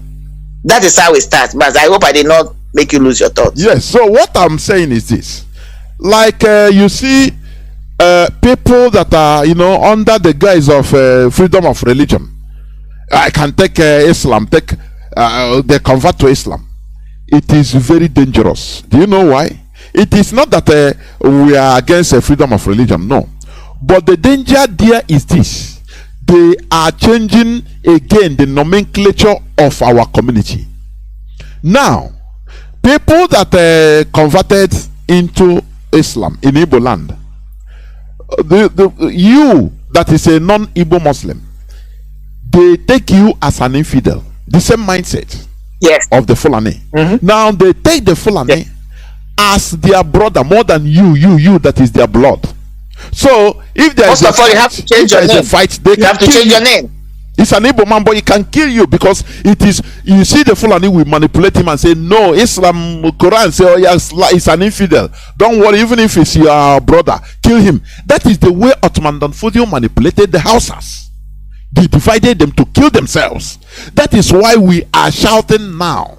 I've had an encounter, direct encounter, because I used to see one man, they call it Zitu Chebulem of Muslim something in Imo State. One day, I just was listening to what this man was professing on social media. I was totally dismayed. One day I scrambled for his direct contact. I called him on WhatsApp.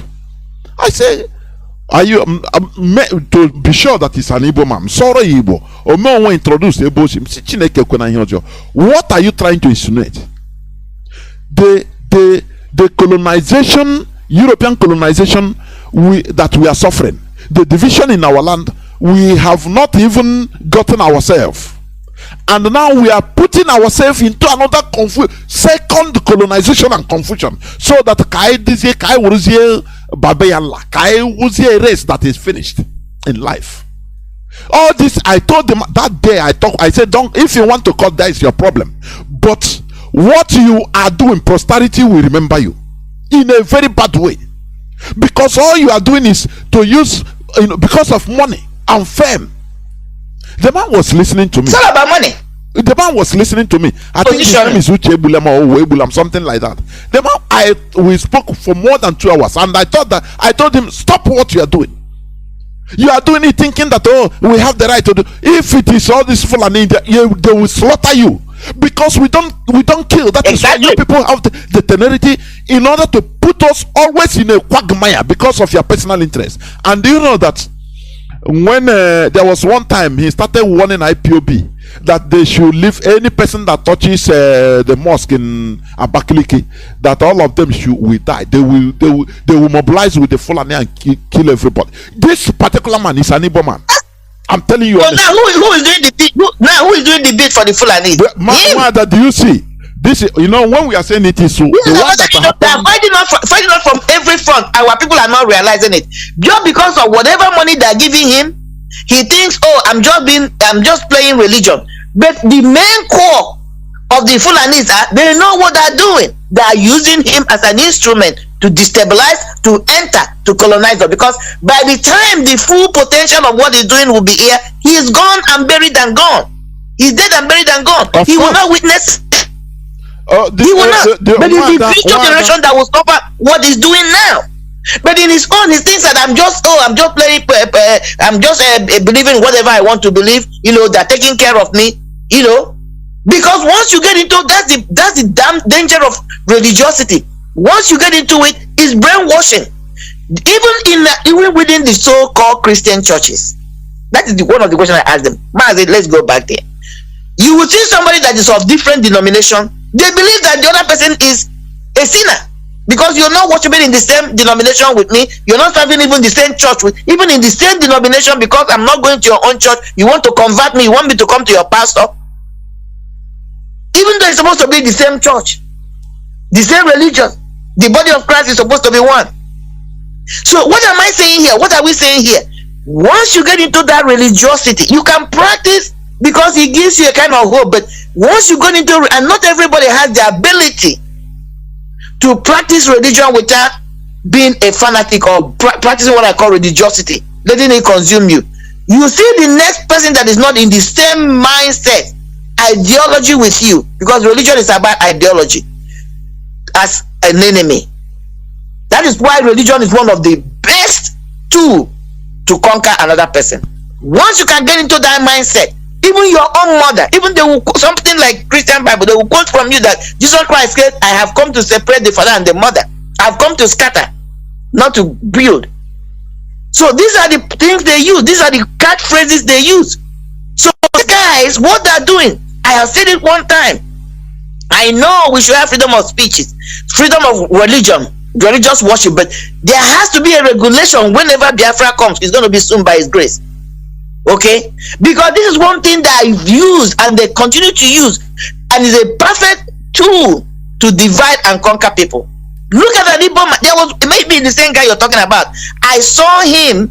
This one lives in Owerri. He came out one time. He was speaking. He was dressed up in their turban. He was speaking perfect Owerri dialect. I can't even speak, even though I'm close to Owerri. I couldn't speak in Owerri like that. And he was talking about that his ancestors came 18 something. that Igbo Hausa. Yes. I said there's nothing like Igbo Hausa. Either you're Hausa or you're not Hausa. So this is how all this. Think about what his children will be saying, and I can tell you, all his children, all their names will be Muslim names. This is how this thing starts. So in the next 2-3 generations, those children will see themselves as Muslim. They'll be ready to kill the next person around them, whether you're of the same community with them, the same ancestral father with them. They will kill you because you do not believe in the same religion, because religion has that power. What do I call it? Feelings, emotions, that when people get into it, unless you have a matured mind, you get carried away. That is why it's so dangerous, Mazi. That is, like as I was saying, that is the reason, when you look at it, what we are witnessing today, like all these examples we are giving, this is the way the Europeans were hunting our people during their time when they were converting our ancestors by fire, by force, using every method, taking criminals into churches, baptizing them and calling them that now they are born again, turning them against their brothers. This is exactly the same thing we are witnessing, like I was saying, about an Igbo man trying to lure others into Islam. Fulani. Now, who has the authority in Quran, in the zoo? Is the Fulani. Igbo man, once he enter into the new colonization, I call it another colonization, the masters will be the Fulani. Do you see the danger? They will be manipulating you against your own brother. Maybe as they don't drink. Now you are in a family, your people drink. Now the Fulani will tell you, you are living with the infidels. Remove yourself. We will sponsor you. We will get you an apartment. Now you would be there because you feel that, as they are drinking the cups they used to drink alcohol, you cannot do, and you are a family with the same blood. They will manipulate you out from that place. From there, you start condemning what your people have been doing for millennium. Do you see it? Do you see the way the Europeans turn our people against us in the name of the religion? Exactly, that is the same way. Exactly. Now, as you said, if these people that are converting, maybe because of monetary inducement, because they want to, they will be helped, they will be given money by Alhaji. I remember during the time of Okora Hausa, people that Igbo youth, is it youth corpers that converted into Islam in Abuja. Okorocha gave them whether 2 million naira each that time. Ojo Zakalo did the same thing. These are to encourage them. They know what they are doing. They want to homogenize Nigeria. Let me tell you, to be no more diversification, because it will be easier for Fulani to control when they are at the head of the religion. They're on top of everybody. Do you understand? So now, when these people, for example, when these people, the Europeans, they were colonizing our people with Christianity, it's exactly the same thing. They turned our people against each other, calling our traditional religion, the religion they were born, our culture, now they demonize it. They demonize it. It's a ploy, division, and we cannot afford to enter into this type of second division again. Whereby, look at the pig in the creek. Do you remember when he was calling Muslims to rise up against IPOB? His fellow Muslims. Who is his fellow Muslims? If you see, if you see, and are they Biafrans? They are not Biafrans. Most of majority of them are not Biafrans. But he was calling them. Yes, to rise up against Biafrans. Come, his own people. Fight a Biafrans. The same person that claimed to be a Biafran. Yes, and he's calling his religious members to rise up against his own people without qualms. Do you see the danger? But they will tell you heavenly rest an individual thing. No. And even when you kill your people now that have been tagged infidels, Allah will reward you. You see how they come with it? When you kill them, it doesn't matter. Allah will reward you. You know, it's very, very terrible. So what are we saying? What we are preaching here is for us to take common sense.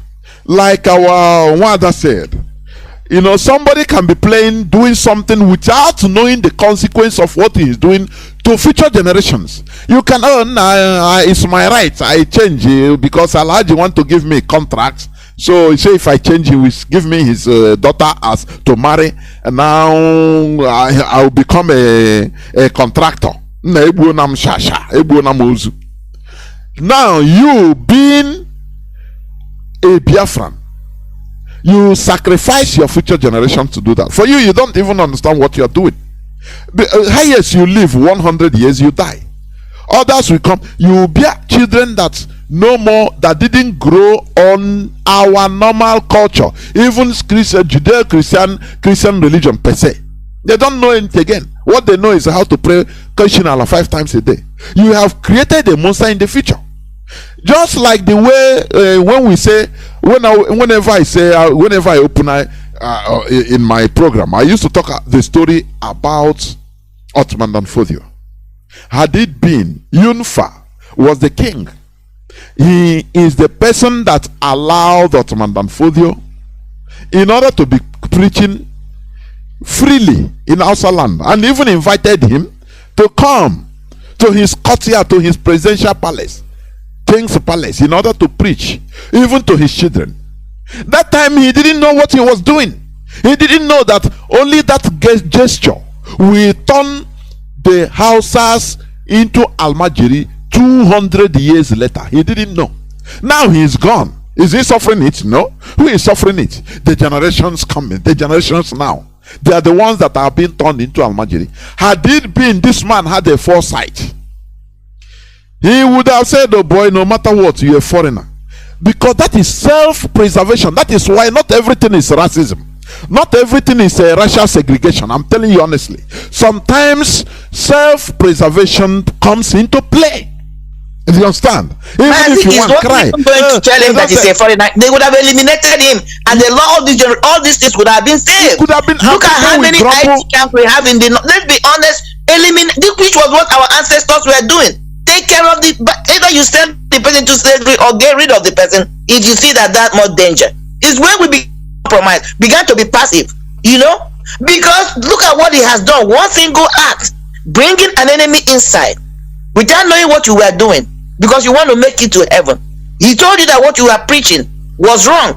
He was the same Muslim, it was the same religion, but he just came and said that your own faction, how you were doing it is not right, and then brought his own. But it was a decoy. Look at how many houses have been displaced from their ancestral lands today. Look at how many Hausa people, indigenous, that have been killed without anybody speaking about their blood like their life matters. Look at how many of them that are still being slaughtered. Look at all the indigenous people of Hausa today are being ruled by the Emirs that are Fulanis, just by single act of one king. One person. One king. One single act. Look at the devastation. I wish the dead can see. If the dead can see, that man, wherever he's in his grave, will be turning and crying. He will have a restless. He'll be restless over there, Mazi. Had it been, one single act. Yes, that time I believe that had it been, he never succumbed. He never allowed Ottoman Danfodio to even near anywhere to the king's palace, or even told him that, look, you are not allowed in Hausa land because you are not even an Hausa. Do you know that some people, some Hausas even, will be against the king, say, why are you doing like this now? Leave him now, That is why sentiments sometimes can be very dangerous. That's what is happening, Mazi. Yeah. What we are saying now is what is happening before our own eyes. This is what Mazi Ahmadike, one of Biafra land, is saying. He is the one now raising alarm. We cannot do this. Our elders, what our elders are doing is what that king did. That's what our elders are doing. They think they know better. They think they can get themselves together through this action they're taking, pleading, begging for what belongs to them, thinking they can get it done by compromise, thinking they can get it done by selling their birthright, thinking they can get it done by negotiation. The people you're dealing with are ruthless. They're looking beyond 2,000-3,000 years to come. So you don't negotiate with them. You don't compromise with them. But that is the situation our so-called elite elders have found themselves, because they have gone and compromised themselves. Look at how these people are disgracing them. It's playing, the variables might be slightly different. It's the same history repeating itself. And the only person who has foreseen what is about to happen through inspiration, and probably going back to history to pay attention to what happened, raise his voice to say, our people, we are about to be swallowed up. What did our people do? Because they want to belong to the same thing we're talking about, divide and rule. Oh, their parties are more important to them than their people. I am the PDP, I am APC. That is where their loyalty lies most. They connived and took their own son, who is ready, just like we're saying, if somebody who had raised an alarm to that king, probably the person would have been killed and called an infidel, because that's what Ottoman Danfodio would have told him. That's what I have done to our own Ahmadike right now. And that is why this message we are sending to our people to wake up, take up, chin up, kai, whatever it is, wash our eyes, shine our eyes, and let history not repeat itself, Mazi. Let us again not be conquered the second time mentally through another set of religion that's come. Because I am telling you, you think Christianity is brutal? Muslim religion is more brutal. Go and check places like Syria. They were once 80 to 90% Christian speaking society. You go to Iraq, the same thing. Nineveh, where was Nineveh you speak of today? Is over there. What about Turkey? Turkey, all of them. But today they have been flanized, and it started all the same way. What are we saying? Some of us are complacent, thinking it will never happen. It is happening before our own eyes. These people are very settled. They come in a very settled way, but they keep pressing on, and they will use the same people, just like the Romans use the Jews to scatter them. That's what they're doing with us. We must be wise, and that's why we must do anything, everything, to make sure, one, our Ahmadike is released. It has to come out, and the fight must continue. We cannot give up. I am giving this advice to our so-called elite. All of them I saw in that video, this video that has been trending.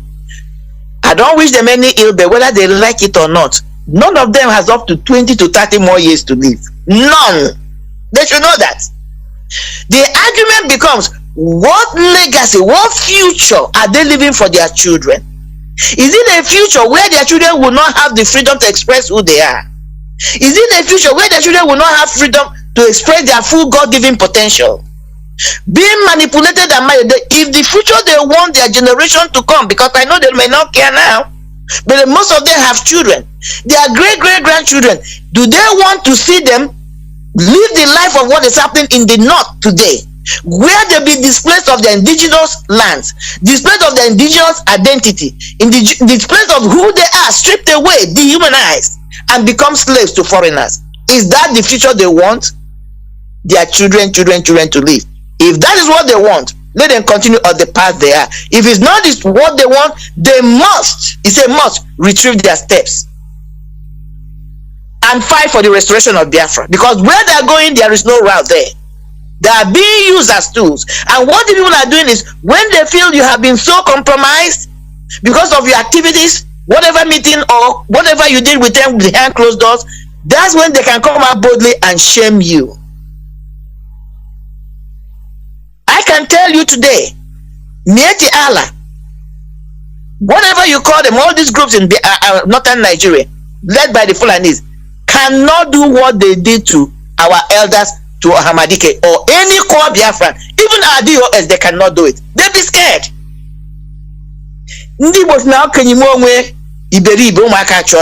Our elders must retrieve their steps because they are being used as a weapon.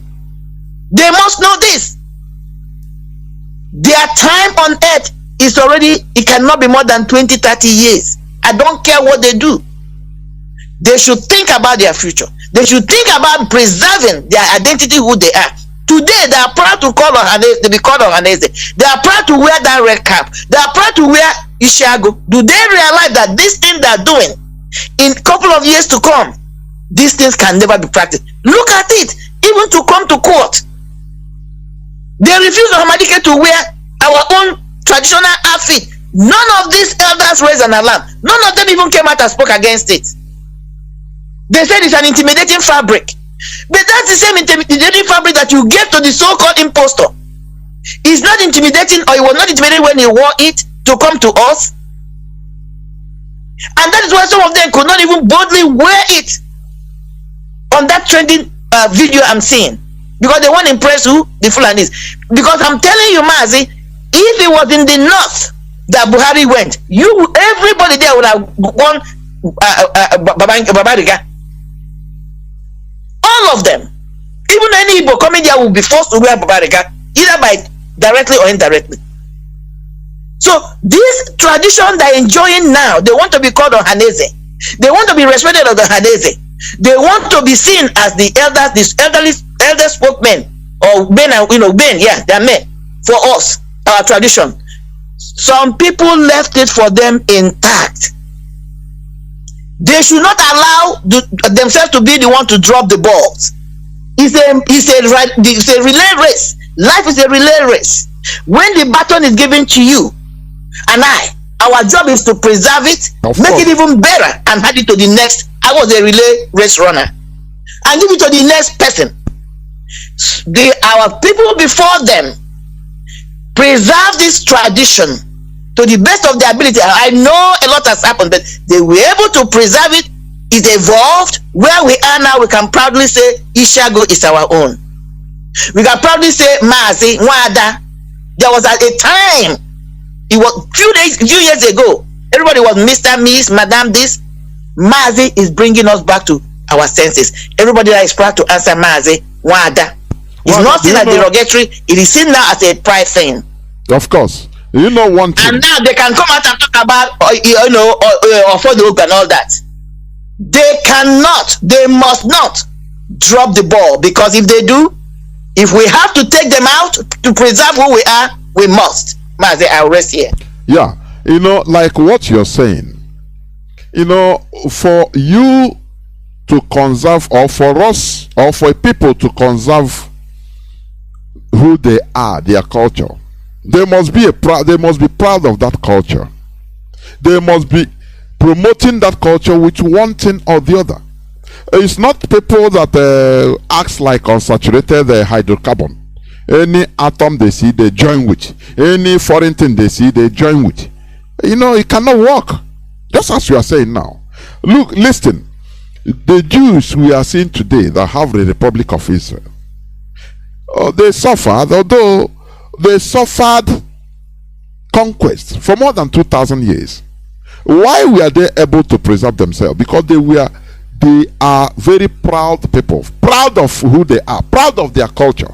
When you look at the book of Deuteronomy chapter 7 verse 7 to 8, it says there, the Lord did not set his love on you, nor choose you, because you were more in number than any of the peoples. For you were the fewest of the peoples. But because the Lord loved you and kept the oath which he swore to your forefathers. Do you know what that means to them or to us? That is why when our leader came the first time, he will continue hammering on who we are. We should be proud of ourselves, because we are a chosen people. That is what makes you being proud. Any foreign thing that wants to come say, no, who are you? Can you? I beg. I have a superior culture than you. You always call yourself superior culture. That is a way you cannot be culturally conquered. That is what saved the Jews. Do you understand that? But whenever you want to test a new thing, I have the right. I have the right. Can't I practice? There are things, there are rights you don't even have when it comes to self-preservation or when it concerns the people. Having right to change this and that. That is why we are divided into pieces today. So what am I trying to say? The action of one person can bring a catastrophe to generations coming without knowing. This is the reason why every time I used to talk against Nnamdi Kanu, some people might not agree completely, but that is the fact. Because he failed in his position. He failed to see the future. And his opponent Tafawa Balewa and Ahmad Bello, they saw the future and conserved and tried to fight for the future of their people. This one, what matters to him is what he can get now. Ceremonial president. I will control everything now. He didn't come down to analyze the people he is dealing with. That is the problem. So sometimes the actions you play thinking that it is your life you are living. No, sometimes it is not your life. You are living the life of your people, the life where you come from, the life from the land. The land now, anywhere during Christmas time, you go back to that land and step on that land. It is that land that is connecting everybody. Why do you demonize it? Why do we call our own brothers Gentiles or pagans? This is a sign of ignorance and weakness. Our colonial masters smartly inserted this poison in our midst, and when we started seeing ourselves as pagans, unbelievers and Gentiles, things fell apart and the center never held till today. Even they also try to demonize the word Jew on us. This is why we unconsciously refer to a novice as Jew man. Do you understand? We should stop dividing ourselves by referring to our traditional religion and culture as evil or paganism. It's wrong. It's not true. It's a poison, foreign poison they inserted in our land, aligning with our foreigners to demonize ourselves. This is horrible. It continues dividing us, thereby making us weaker as a people. Our religion is never paganism. Our religion is now Biafra. Do you understand?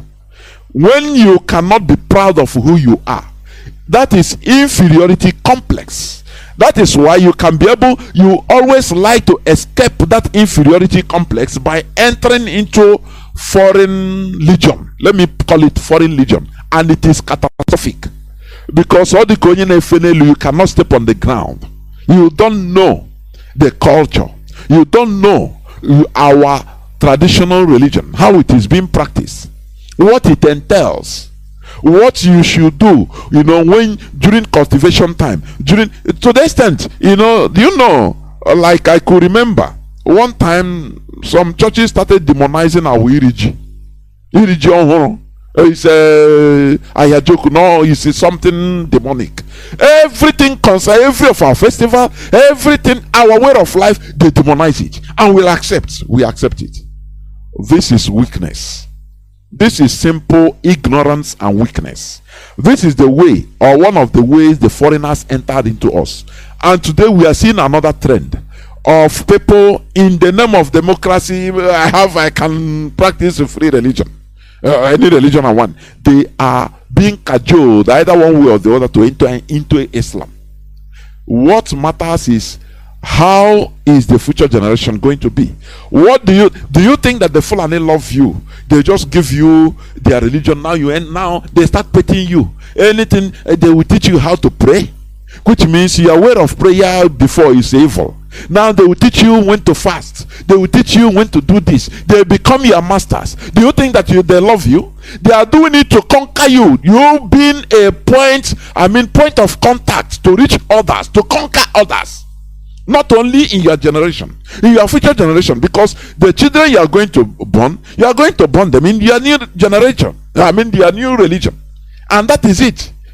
Every other thing is gone. The same way they born us into Christianity. Now, almost none of us know about our culture. We are just scavenging to find out which is the right thing also. Because we are born into this European religion. And anything you talk is we refer to the religion to use it to standardize our practices. That is very wrong. We should be proud of who we are and go back, start practicing our way of life. The connection that our land provides for us, it will bring blessing. I say blessings to us, because this connection, this cultural connection, is what made the Jews to survive the Holocaust. Even before the Holocaust, they survived pogrom upon pogrom upon pogrom. This word you hear, genocide as pogrom, is a Russian word. They committed it on the Zionists, on Jews, during their revolution in the early 20th century, or late 18th century. I am telling you, it's a Russian word, pogrom. That is where the word come out, and it was inculcated taken into English language. So it doesn't divide them. What made them to be more fortified is because they kept their culture, which you call religion today. It is their way of life, their culture, which other people cannot come and be teaching them, because you are master in your family, in your culture. You are the master. No person will come and teach you. Elvis Presley have to travel, no matter how famous he is. He has to travel to India in order to learn yoga, in order to learn Hindu religion, because he was fascinated about it. Had it been Indians maybe accepted Christianity, he wouldn't have been there. Now he went to India. Now they started teaching him.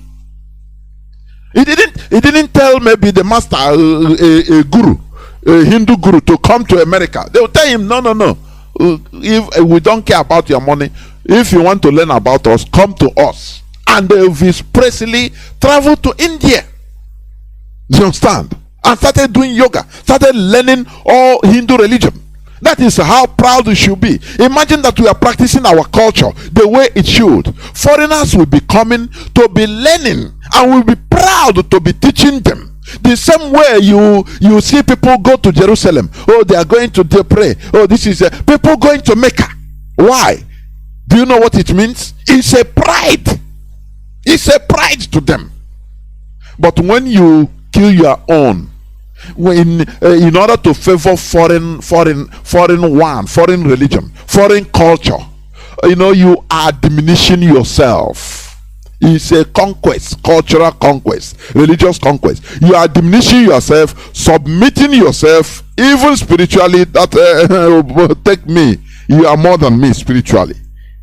This is what that's exactly, Mazi. Because when we do that, we have jettisoned our own gods. Yes. And then we are calling on our gods to come and help us rise up. Our ancestors, you just jettisoned them and took another god. Because what you just said, something came to my mind going on this last segment that you just did. Mazi, why it looks like the Jews sustained or survived every Holocaust that were meted on them?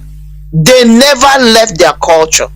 Mazi, even when they were scattered all over the globe, they never left their culture. Privately, secretly, they protected it seriously. Even now, what you call the Messianic Jews, go and check. They still practice the Jewish culture. The Messianic Jews, these are those that believe in Yeshua. Yep. But they still maintain the Jewish culture. They never trashed it. Look at every religion, Mazi. The Roman religion, you call it Christianity, okay? They took all the Roman culture, interwove it into the what you call Roman Catholic. You go to Spanish, what you call Santa Maria.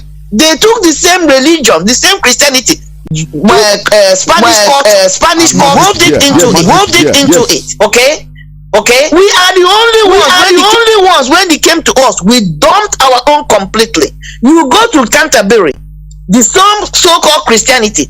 What is Halloween that our people are celebrating? What is Halloween? Halloween is a festival of the witches. The origin is from London. It's practiced every time in the church today.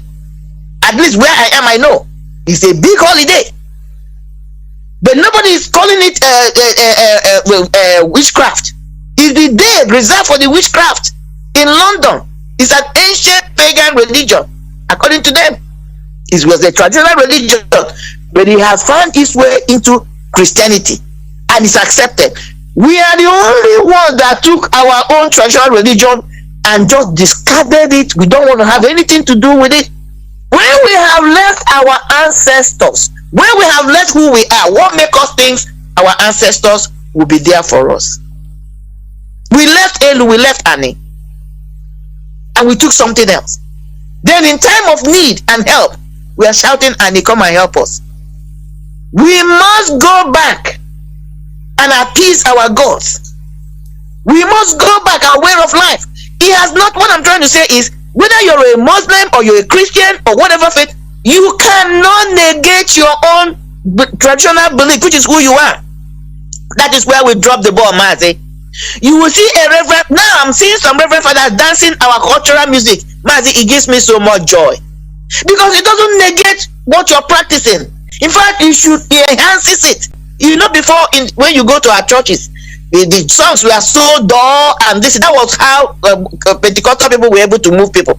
Because when people go there, they have some fun dancing like this. Rude awakening. Some of these traditional religions are waking up, or organized religions are waking up, and then I saw some reverend fathers on YouTube dancing our culture, our Igbo culture. I was so happy. I saved that clip. What I'm trying to say here is, whether you are practicing Christianity, Muslim, it should not make you to abandon your traditional religion, which is who you are. Incorporate it. There are things in them, yes, you can discard, but there are things in Christian religion you have to discard too. But the main thing that I am an Igbo person. My culture is Igbo before any religion that will come on top of it. That is how we should be thinking.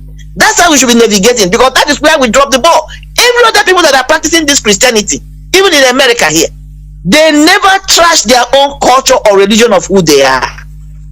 We are the only ones.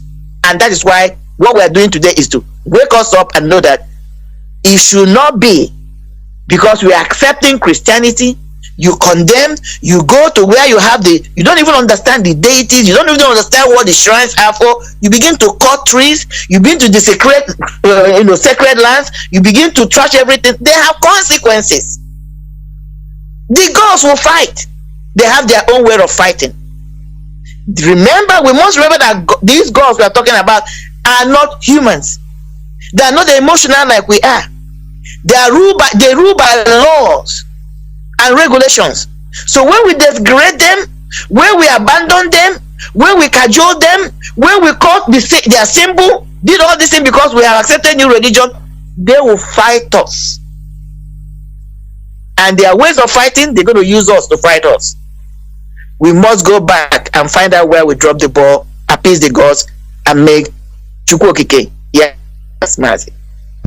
Thank you very much, Mazi. I think we shall go into just few minutes break, so that when we come back, we continue in this program by opening the lines, please. What we are saying here, we are not condemning any religion. We are fighting for our survival. Let me make it clear. We are fighting for our survival, both spiritually, physically, anyway. What they have done to us is too much, I should say. I'm telling you. They use religion to water us. A brother will see his own fellow blood and start looking at him, calling him pagan, calling him what do you call Gentile or unbeliever. This is abomination. It doesn't matter the religion you are. Our alma mater, our foundation is ourselves, is who we are. Our culture, that is our number one foundation. If, for example, you are born as an Igbo man, Igbo woman, that is who you are in the first place. No matter that you choose to be a Christian or another religion, it cannot make you be maybe, if you are born in Biafra land, you are born there. You are born there.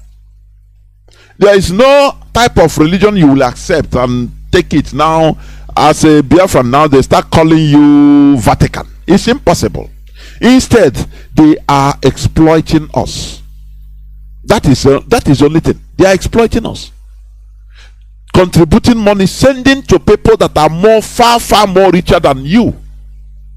In the Vatican, in United Kingdom. Is it not stupidity? Do you see the reason why some people, even in Europe, they have Orthodox churches, Russian Orthodox, they sever their umbilical cord with the mainstream Roman Catholic, so that they don't have to pay allegiance, neither monetary, anything. Everything circulates in their country, so that they don't have to be given sermon or teachings on by Vatican, far away Rome, to teach them in Russia how to behave as a good Christians, or to teach them in Greece, as good Christians. This is how to behave. If you have questions, you ask them. No, they interpret the Bible they're using in their own way. They interpret it in their own culture. They don't need to ask a foreigner question, because when you ask a foreigner to clarify you on how to live your life as a fellow religious person, he will find one way or the other to manipulate your brain, as Ottoman Danfodio did to the Hausas. That is what we are trying to avoid, and that is why our voice is clamoring, shouting the whole four corners of this planet Earth, for us to understand, for heaven and earth to bear us witness, that we, these people, we IPOB, we never kept quiet. We spoke. Our ancestors will bear us witness that we told our people of all these things, so that in the future generations no person will blame us. If you don't want to change, we need to be wise in getting back to who we are. Stop calling your brother a pagan. It is abnormal. Stop calling him an unbeliever. Why do Fulani call others infidel? In order to kill them, in order to subjugate them. Do you understand? They subjugate an infidel. You can do anything to an infidel. A pagan person, you refer to a pagan, which means you can do anything to him, because it's not supposed to exist. During the time of the Jews, the old Israelites, they were told to subjugate and kill the Amalekites. Yeah, because that time they were infidels. Do you understand? So an infidel, do to him anything you want, kill him. He's a rebel to God. Because he doesn't worship God, the true God. That is what they made our people to be calling ourselves, without minding the consequences. The consequence is that our land is annoyed, our land is angry. Allah in a wee way, our ancestors are annoyed. How can our ancestors be there? Okay, Kokafo, Kori, Okonkwo, St. Peter, in how many thousands of kilometers? Are you not mad? For goodness sake, are you not crazy? Are you yourself at all? Who do you think that St. Peter will go and save? Is it you, a black monkey that is living, or is it his brother that anywhere he is, thousands of kilometers? Can't we have our sense? Can't we call our own ancestors? Those that God used, they bear us. Without them, we cannot be existing. Why do you neglect them? Why do you demonize them? People that made you to come into this beautiful planet. Why do you demonize them, saying that they are pagans? You are the devil. I'm telling you honestly. So let us be wise and stop being used to divide ourselves. This is where we are going to stop, and we go on few minutes break. As I said, I don't know whether you want to add any other thing before I go on few minutes break. No, Mazi. Yeah, you said it all. I can hear the passion in your voice. I mean, you said it all. Just what you just said. We pay homage to Rome. We pay homage to Canterbury and all that. And look at, they were supposed to be Christians, right? And then we are being slaughtered. Instead of them to support us, they're supporting who? The Muslims. They're supposed to come to our aid. They're not. So where is their allegiance? And yet, within us, we are fighting each other. Oh, you are a non-believer. Because of that, you're going to hell. And those people that this impression, giving you this mindset, are not even there for us. So we must go back to the drawing board, recover who we are. And yes, even if we want to practice Christianity or Muslim, let it be Orthodox. Just like the Jews, you have the Jews, you have Orthodox Jews, you have the Russian Orthodox Christian Church. Even in Ethiopia, you have them. They have their own Bible. It's different. People need to go and read it. It's the same Christian. Yes. So we must go back, and even if we don't have it, begin to develop our own. Appreciate our ancestors, the works they did. They were clever people. They were smart individuals. They were spiritualists. Clean spiritualism before corruption came in. We must go and rediscover who we were. And then if you want to have it in a Christian way, fine, incorporate two of them. But we cannot just say that our ancestors were devilish. They are all going to hell. Excuse me. God gave them all the inspiration. There was an article I wrote many years ago. I titled it, "My ancestors may not have known Christ, but they knew how to worship."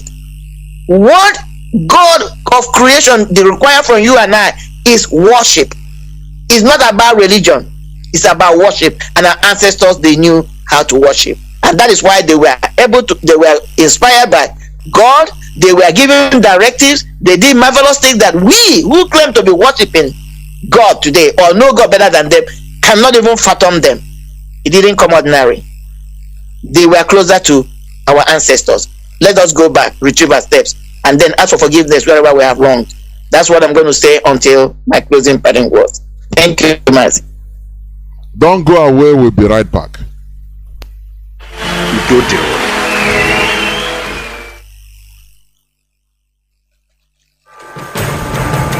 Announcement. Here comes a great gathering of the people from the West African region. Ambazonia, Biafra, Oduduwa, living across the entire globe, the entire world. Coming from different parts of all the continents of the world to Brussels, Belgium, to march in great mass and in great multitude. All hail Biafra. Long live Ambazonia. Freedom for Oduduwa Republic. United we stand and shall never fall. With one vision and joint strength, the land of Belgium will feel the heat of this particular set of people from West Africa in 1 million freedom march in Brussels, Belgium.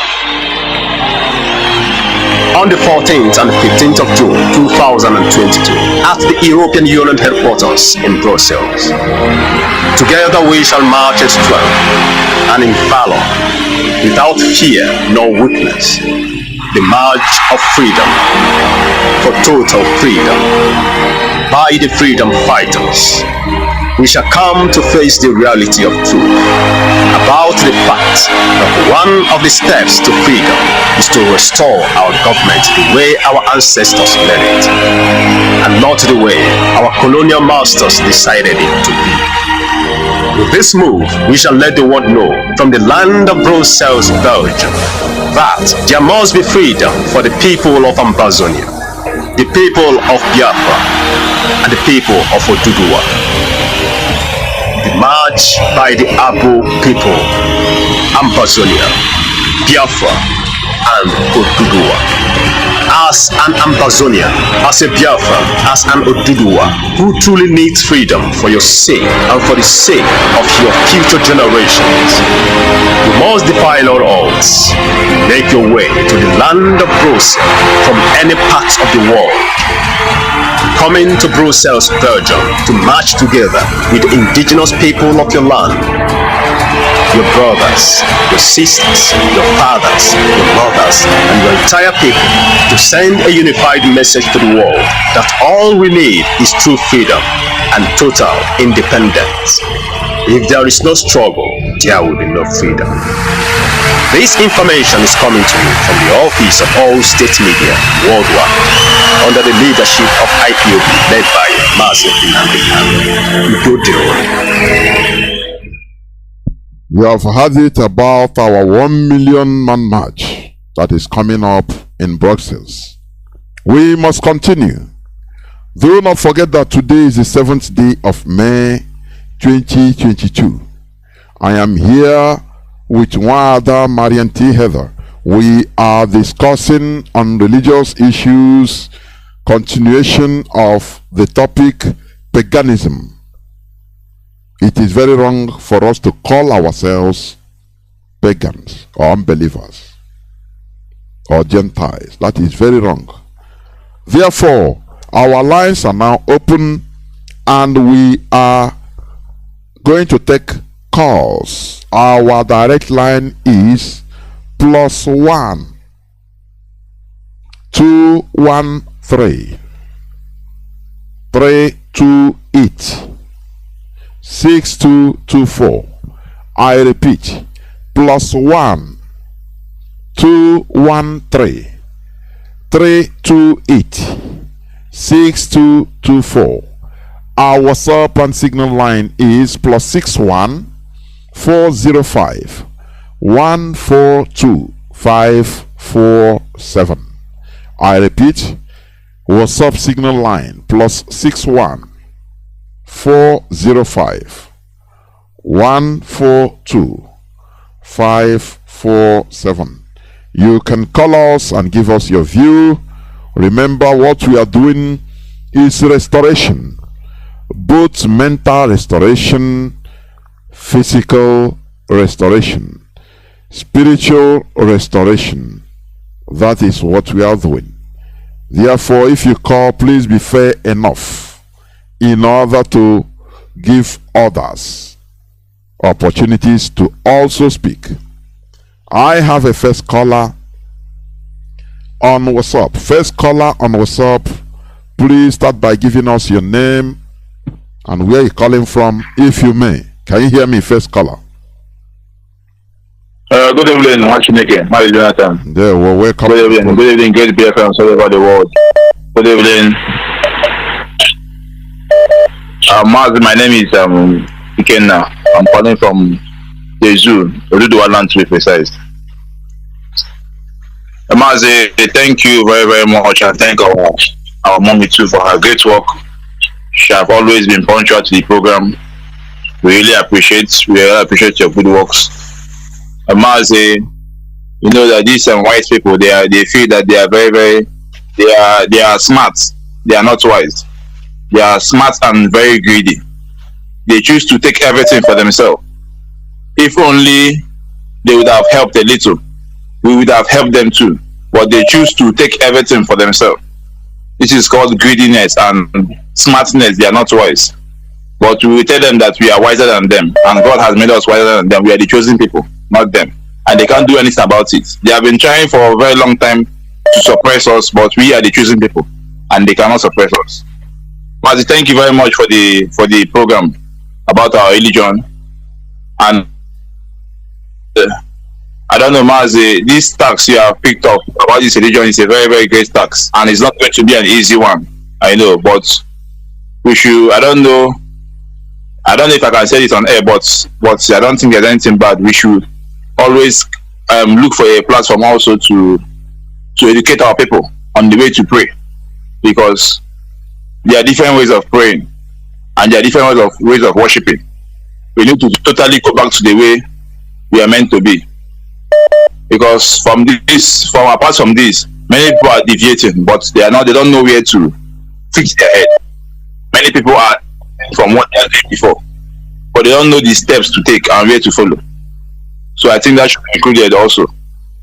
I just want to use the journey of 1,000 kilometers starts with a step. That's it.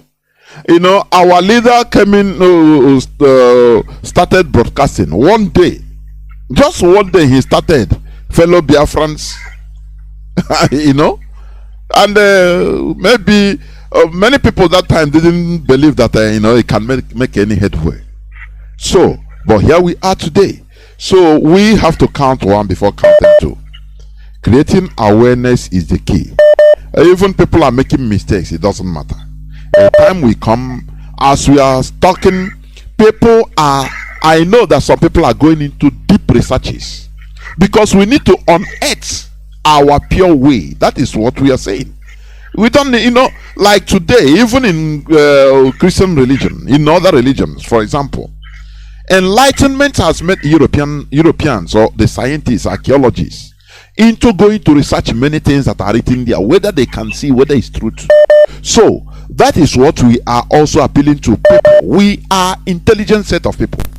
We cannot reject ourselves because others rejected us. People should take it as a duty to be researching. How does this happen? What really happened? What is the right thing about this in our culture, about a particular thing? You're going to researches. That is it. That is not a rocket science. That is how development or going back to who we are comes. Now, when you come out, you speak with authority. Look at what you have seen. Look at the researches you have made. That is what we are trying to spur our people into making efforts to finding out different things concerning who we are, our culture, so that we go back to the right way. Mazi, please go on. Yes, Mazi, that's why I said from the beginning that it is not an easy task.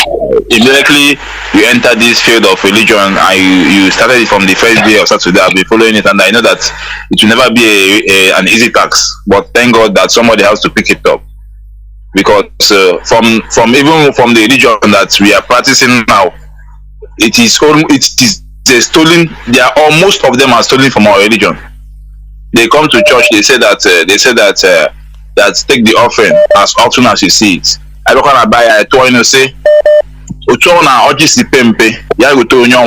far as you are in a place where coconut nut is being broken, if you say you want to eat it, no matter how small, you must be given. So most of these things, even at church, sometimes they say they will do all saints and all souls. But when you say the people will see that as an evil something. But when you go to church, they will tell you. Because I'm taking Mazi, please, before you continue to round up, I will say this also as I'm appealing. Everything goes together.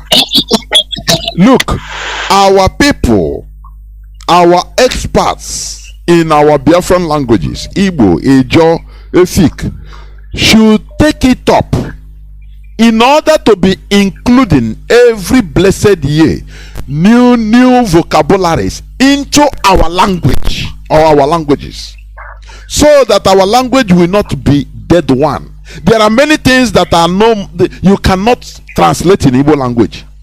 You understand? It is very, very sad and shameful.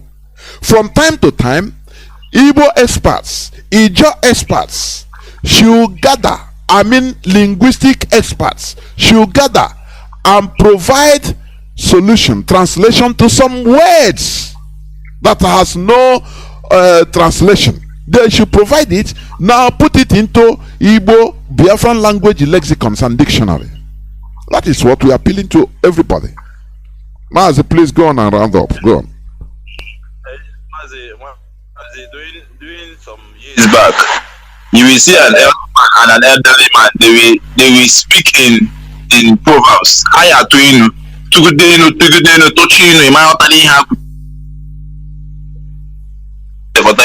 I suppose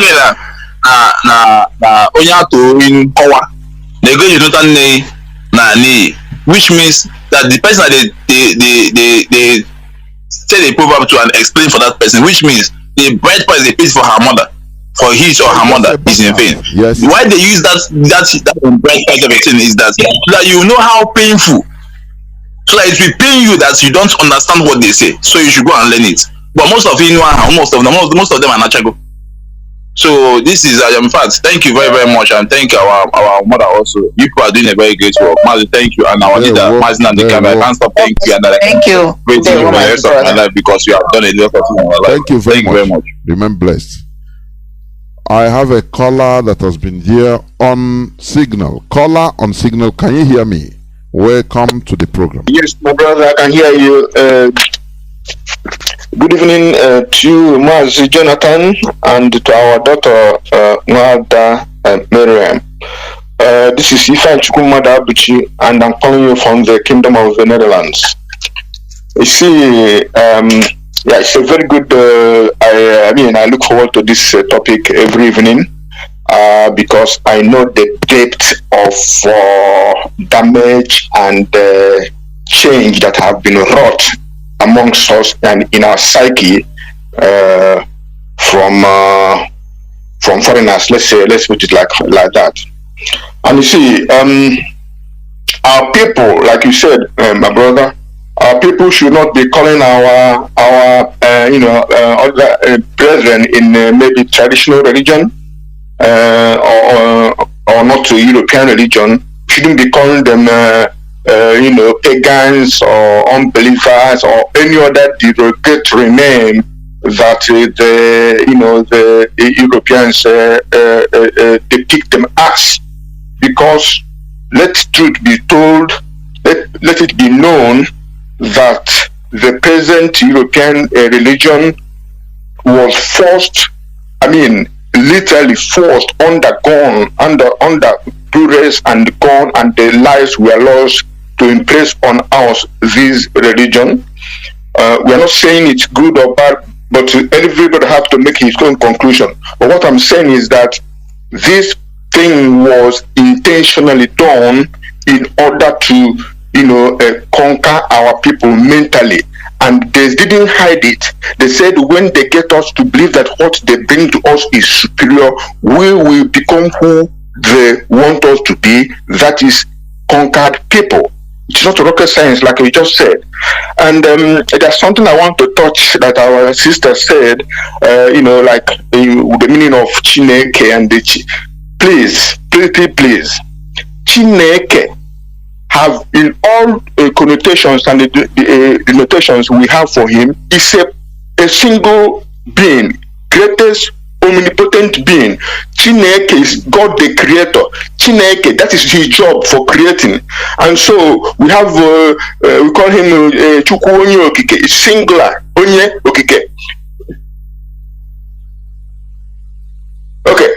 So Chukwu is the greatest God. We have Chijike Nile, is still singular. Chi, and you have the omnipotent, omniscient, omnipresent, Amama Macha, and we call,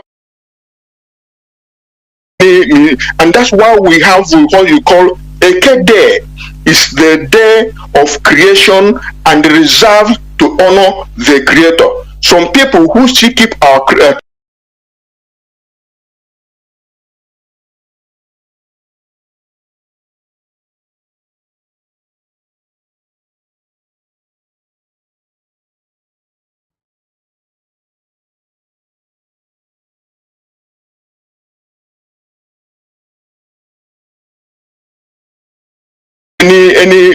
and that's why we have what you call Eke Day.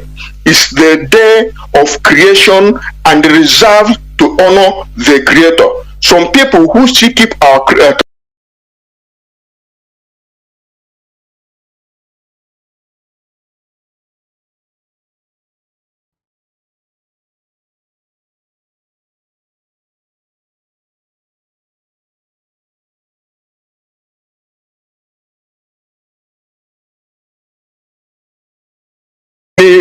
and that's why we have what you call Eke Day.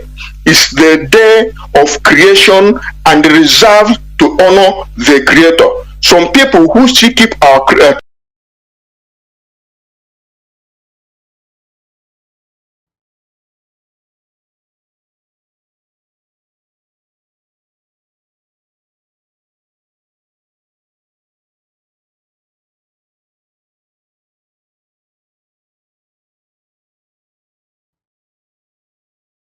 And that's why we have what you call Eke Day. Is the day of creation and reserved to honor the Creator. Some people who still keep our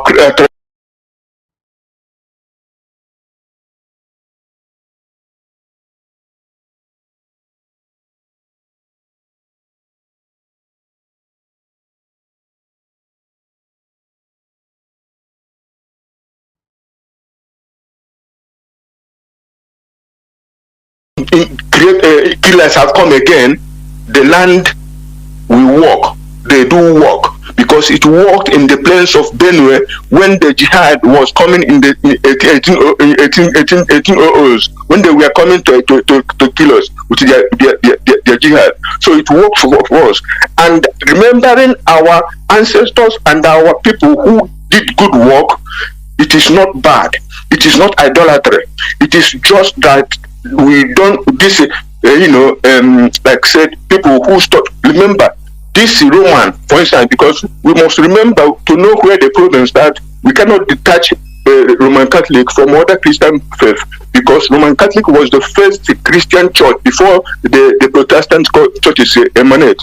And before you become a priest, you will be taught everything: psychology, psychiatry, all the theology, and the way you can manipulate people. And you are not doing it consciously to spoil your people. You think you are doing the best work, but the thing that even this man you call, remember, in the 60s, Henry Kissinger, the United States Secretary of State under Nixon, said, among other things, that Biafrans are, Jews of West Africa, westernized. Before he started talking about how the people we live to, hate us, he said that we were westernized. What does that mean? Westernized? That means it's not today that we start jettisoning who we are because we were conquered. But thank God, the Creator, that this IPOB has come in and started teaching our people. We don't have to quarrel and fight about what we worship, but we have to get it into our psyche, into our children's psyche and the future generation, that nobody is better than us in the quality that God put in man. Nobody. You may be better than me. You're a doctor, and I'm a keke driver. Fine, you're a doctor. But if it comes to the quality and the reason and the essence of humanity, nobody, not white, not black, not yellow, not red, is better than Biafra in that quality. And we have brains. Don't forget, Biafra have just invented the medicine that will break when the bacteria, antibiotics, when you don't have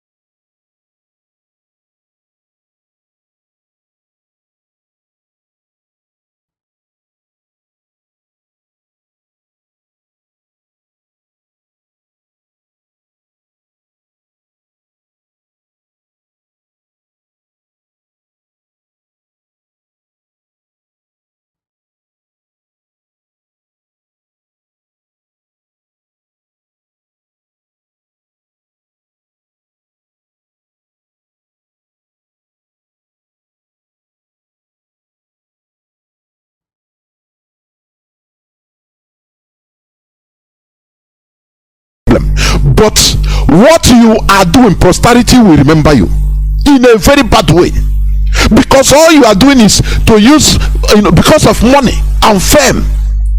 The man was listening to me. It's all about money. The man was listening to me. I think his name is Uche Bulam or Webulam, something like that. The man, we spoke for more than 2 hours, and I told him, stop what you are doing. You are doing it thinking that, oh, we have the right to do. If it is all this Fulani, they will slaughter you, because we don't kill. That is why you people have the temerity in order to put us always in a quagmire because of your personal interest. And do you know that when there was one time he started warning IPOB that they should leave any person that touches him.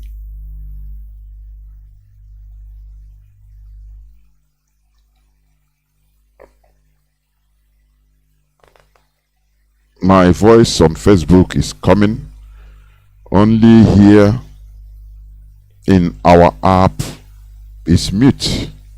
My goodness me, please.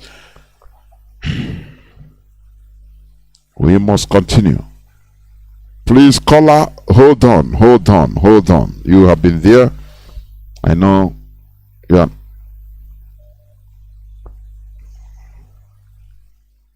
Yeah, I think. Yeah, it's coming out now. So, as I was saying, what we are trying to do is coming out now. What we are trying to do is to revive ourselves, revive our culture, revive who we are, even our languages, because our languages, Biafran languages, has been, I can call it a moribund. I'm telling you. When I talk about languages, do not think it's only Igbo. As I said before, Igbo language itself is even a kind of better. Let me put it like that. What do I mean?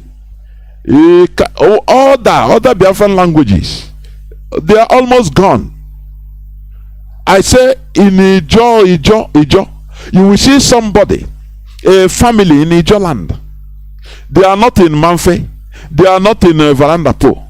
They are in a Joland, but they speak only English. In a family, you will see grandmother, grandfather speaking English, pidgin. In Wari, the same thing. And you are telling me that this is life. You are proud about it, that you can speak pidgin. Nah, these people now of a boys. This is arrant stupidity. You are dying. Our race is dying. Slow deaths. There is a people they call the Taino people, the indigenous people of the Central America. They are extinct now. Do you understand? No more languages. They have descendants, but they can no more speak the language. I think the last person that speaks Taino language, I think he died a very aged woman. He died a few years back. No more. It's gone and gone forever. Do you understand? So, what we are saying and what we are doing here, not only Biafra restoration physical, but everything concerning us, including our languages. There must be Biafran intellectuals, experts in our languages, to be meeting and be putting new vocabularies, syllables in our language, so that our language will continue being rich, so that you can speak Igbo language without putting because any English language, any English word, so that you can speak Ijoifik without putting any other foreign language. Do you understand? That is what we are doing here. Caller on WhatsApp, thank you for holding on for going to 19 minutes. Welcome to the program. Can you hear me, please? Go on. I can hear you. There, Mazi Johnathan. There, my humble self. My name is Mazi Johnathan. I am calling from Ireland. Mazi, it's like people don't understand the power and knowledge of our forefathers. The people don't understand their knowledge. These people, they pray to seek for knowledge and long life. That's the only thing. They don't play for wealth. The knowledge. They only pray for knowledge and long life. That is the only thing they pray for. People underestimate their knowledge. So why I'm saying this, like about this Chi and Eke, I was the one that first brought it up before one other give it a little touch. You know, what I was saying about that is that I'm not saying that Eke is the highest god, because I will make a little research on it before I pointed it out for people to look into it. I was saying that Chukwu Okike, as in Chukwu in our Igbo culture, in our Igbo language, we refer the highest God as Chukwu. That is the main creator. He created everything, created heaven and earth and everything. The big one. Yeah, the big one. Yeah, that big one. That's what I'm trying to say. But in terms of creation of made human being, man kendo, people don't know the meaning of mado. In English you call it a human being. Igbo language call it kendo, the beauty of life. Mazi Kanu always pointed this out all the time. Our they name things according to the meaning. If you have to integrate all this languages, all this our language. You see that there's secret in all of them. These people don't underestimate them. You understand? So those people they name then in terms of creator of human being, they call it Chineke. That does not mean that Chi in that aspect is a little god. No, the same Chukwu and Eke. Everybody knows that in Igbo language that we refer Eke as a female goddess. In my own tribe, in my own culture and everything, I am in the myself. I had the snake that python they call Eke. We don't kill it in our place because we believe there's a deity attached to it. We see it as a female goddess. So in terms of creation of human being, our forefathers believe that they were created, they were born by the combination of two deities, the female deity and the goddess deity, the god deity, the Chukwu Okike, meeting of Chukwu Okike and the goddess Eke. That is how they were created as a human being. That's from my own research and understanding, and people can make research on it, because you don't underestimate this our forefathers in the Mandeg. You understand? So each name they have meaning on it, they attach meaning on it, and everything they are doing. How will or they can in Igbo land if a new child is born? First of all, they will name the child according to the condition of the environment, the condition of things happening in that area before they will name the child. I myself, my parents' name in Wachinedu. They have the reason why they named that name. My mother, when I asked my mother about that, she will give me a little story about the things and everything. That's why they named me, and it is following me. And I continue telling people, when I make this little argument with my mother about it, because my mother is a core Christian. But if I enter argument with her, thank you again, my father, thank you people for naming me watching they do. The name is following me. I don't see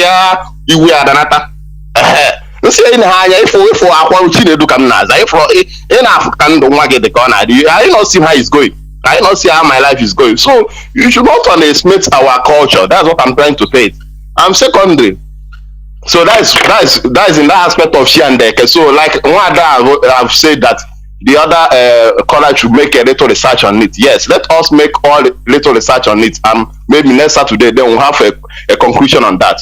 Then the second contribution I want to make is that we are saying that like in Christianity, mega if people there is our culture that when a new child is born, they will take the child to a seer. They will call it Dibia.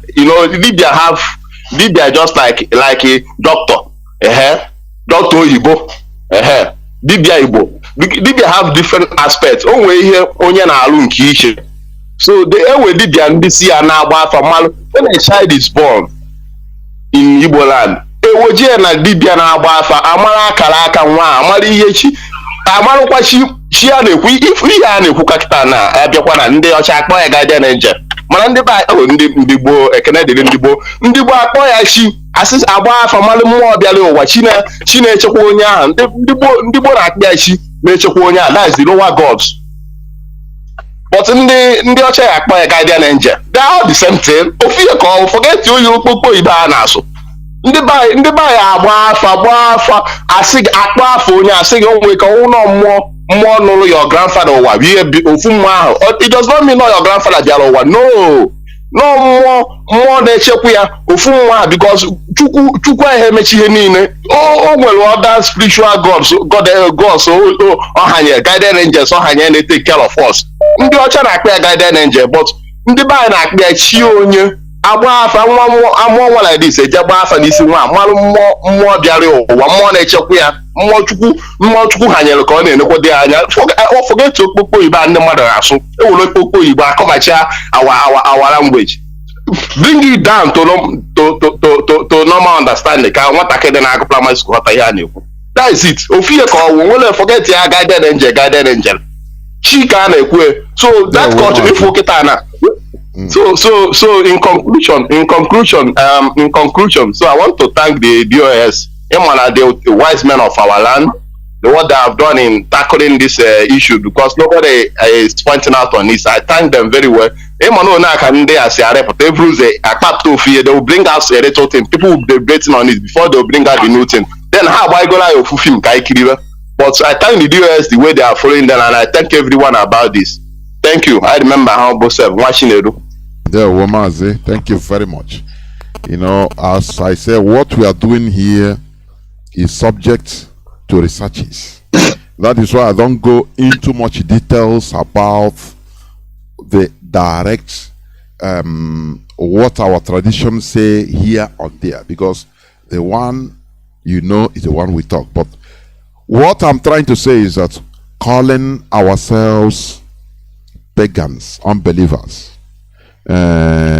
infidels, you know, this is worse than serpent. It's a division they put among us. A foreign words they brought to our land, and now we started using it to attack ourselves, to slaughter ourselves. Caller on signal, thank you for holding on. Can you hear me? Caller on signal.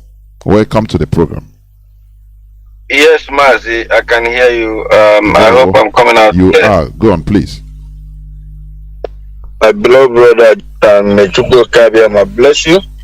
Thank you for this good work. Both you and my beloved sister, my grandmother sister today, Dada, because when I was little, we call our grown-up sister Dada. Our Dada Marian, Mechuko Kabiama, bless both of you for coming out every Saturday to do the needful.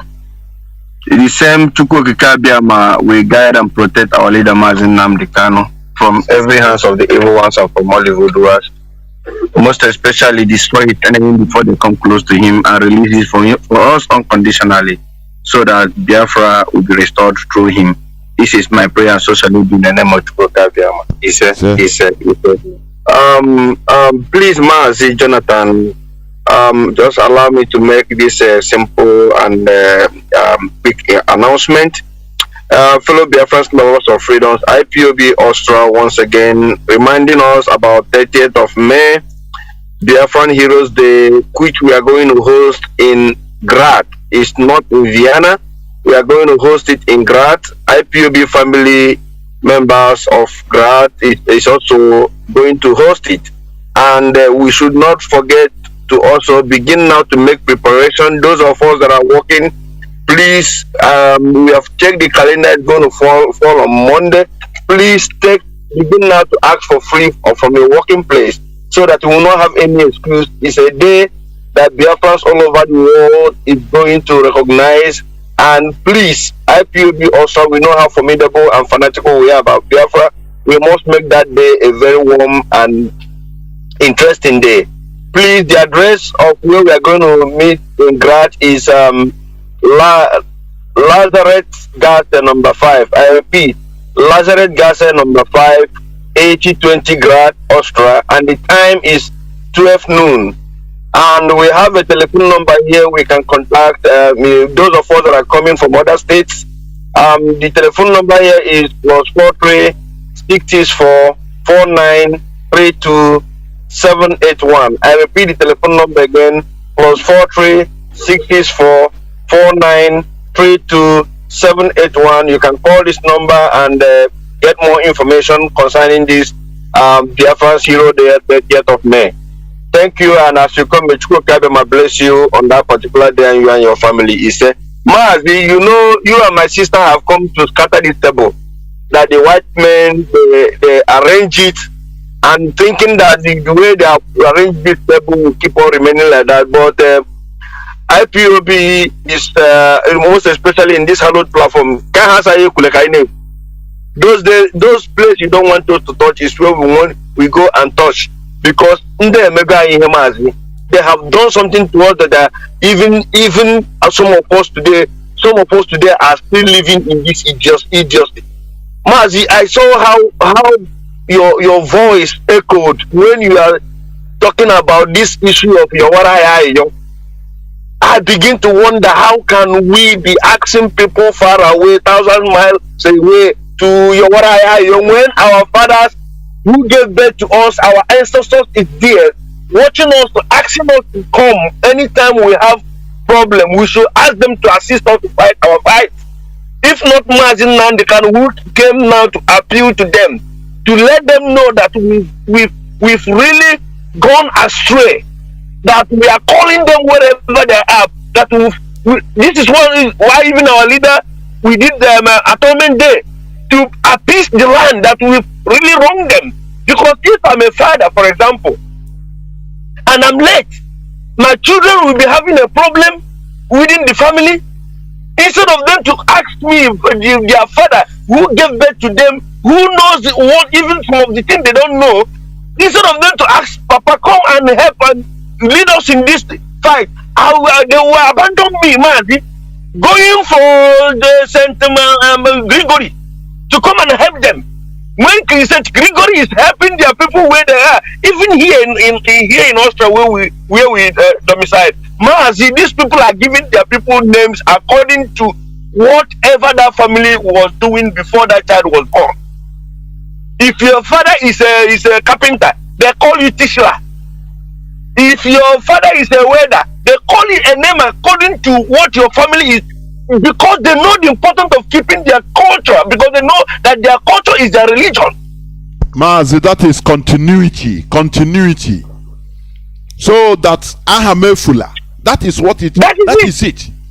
And that is what our people don't even, we don't know this continuity.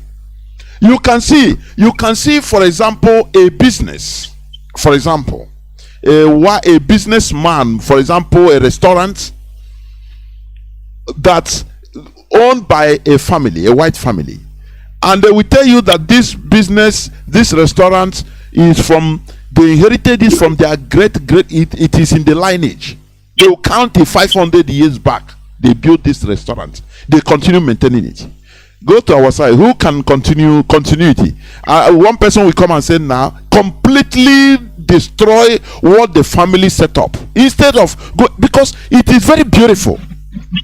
Mazi, all the highly beautiful, honestly speaking.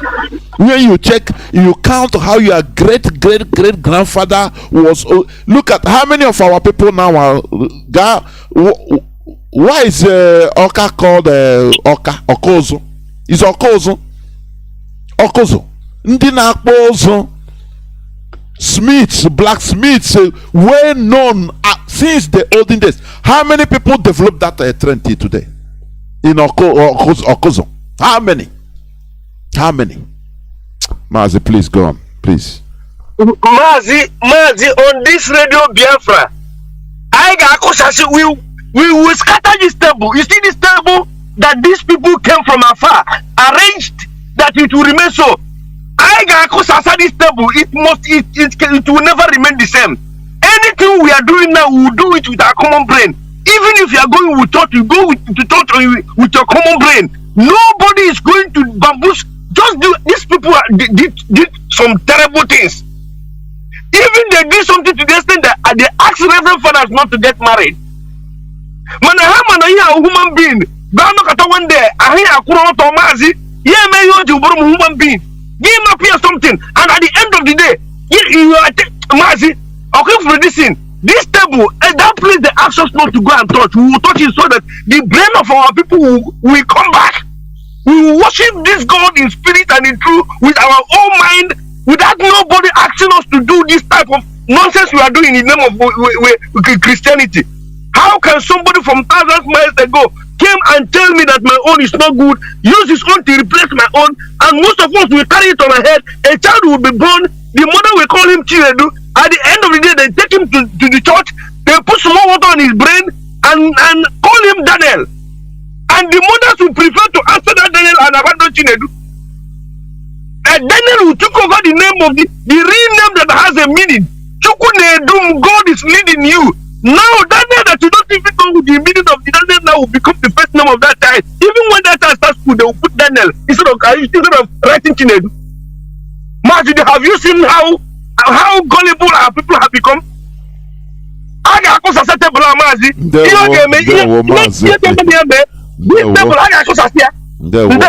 Thank you very much. This is righteous indignation, because when you found out that you have been duped for a long time, even in the Bible, when Nehemiah, who was also a prince in Babylon or Persia, he's a Jew that was deported. Whatever he was doing, even in foreign land, he thought that he was getting it right, following foreigners, foreign system, foreign now champion. Until a time he discovered the old book, the book of the law of their culture. So I was born a novice and ignorant. We have been taught wrong things, following foreign system, following foreign gods. We are rejecting our system. He started showing the book of the law, started showing it to Jews and said, look, we are following the Babylonians or the Persians in their system, thinking that we are doing the right thing. Now they came back. It wasn't easy. Many people mocked them, but that righteous indignation led them into going back to rebuild the wall of Jerusalem, the temple of Jerusalem. Do you understand? So this is what we are doing here, so that our people will enter into righteous indignation, iwe demma, iwe righteousness, so that you start doing the right thing. Stop demonizing our language. If they call them more, hey, you say it's evil. Abara is evil. But when they call angel, oh, because Asra no Yibo. Do you see how stupid we are? I say, no, I go more, and they may see FM more. All these things, very little things. Even all these things makes even white men, they become surprised how easy they use our brain, demonizing our own language. This is very, very bad, and we cannot allow it to continue. It doesn't matter the people that are feeding on this misery. We must uproot it. It's not an easy task anyway. It's not going to be easy, but we must do what we're supposed to do. It's a long haul, honestly. Yeah, just like just let me add a little bit, Mazi. What the speaker, the guy that I built on a little bit on the issue of AK, Mazi, you see the AK, the symbol, like I agree with him, is I want people to research again, has to be a female deity, and the vessel, because these are spirits, the vessel that you recognize that particular spirit uses to manifest physically is the python, the native python. That is not a warrior. Why am I saying that? In my place too, we don't kill it. We want in the ancient days. Now, what caught my attention is this, because that's a female deity. Even it happened not too long ago. It was happening. Anytime I'm on that thing now, the letter born abia. When you guys go to get bata, they are on the bed. Request any bed. The true story. I witnessed it. Now, because she represents fertility, she represents reincarnation, she represents spirit coming back. Now, I want people because I'm not, every time you see him saying something, there's a reason why I'm saying it. I want people to go and take a look at the symbol of World Health Organization. Their symbol is, let me read it after I said, WHO symbol was chosen by the First World Health Assembly in 1948. The assembly consists of the United Nations symbol surmounted by a staff with a snake coiling on it. Why do they have to? Because the first time I saw this, it was a couple of years in America here. I observed and saw that every health organization here, the symbol is a snake. Sometimes it's a double snake. I asked myself, why are they using snake as a symbol of health? Why? And this is the same animal that is being demonized as something devilish. There was a white man I had that discussion with. He told me, he said, this is his own take, that snake is seen as one of the wisest animals, and that is a healing, he has a lot of healing abilities. So what I'm trying to do is to provoke our people's thought again. What you said now, even what is it not written in the Bible? The creation of it says snake, and the serpent was one of the wisest. If not the wisest in the garden. And if you recall in the Bible again, when the Israelites sinned against God, when they made the golden calf and Moses came back, the God unleashed on them what God used to fight them back, or to fight them, was snakes were biting them. But how did they get their healing? The same God, according to the Bible, told Moses to make a golden snake and mount it in their camp. Anybody that was bitten by this particular venomous snake, if they can come and look at that snake, they will be healed.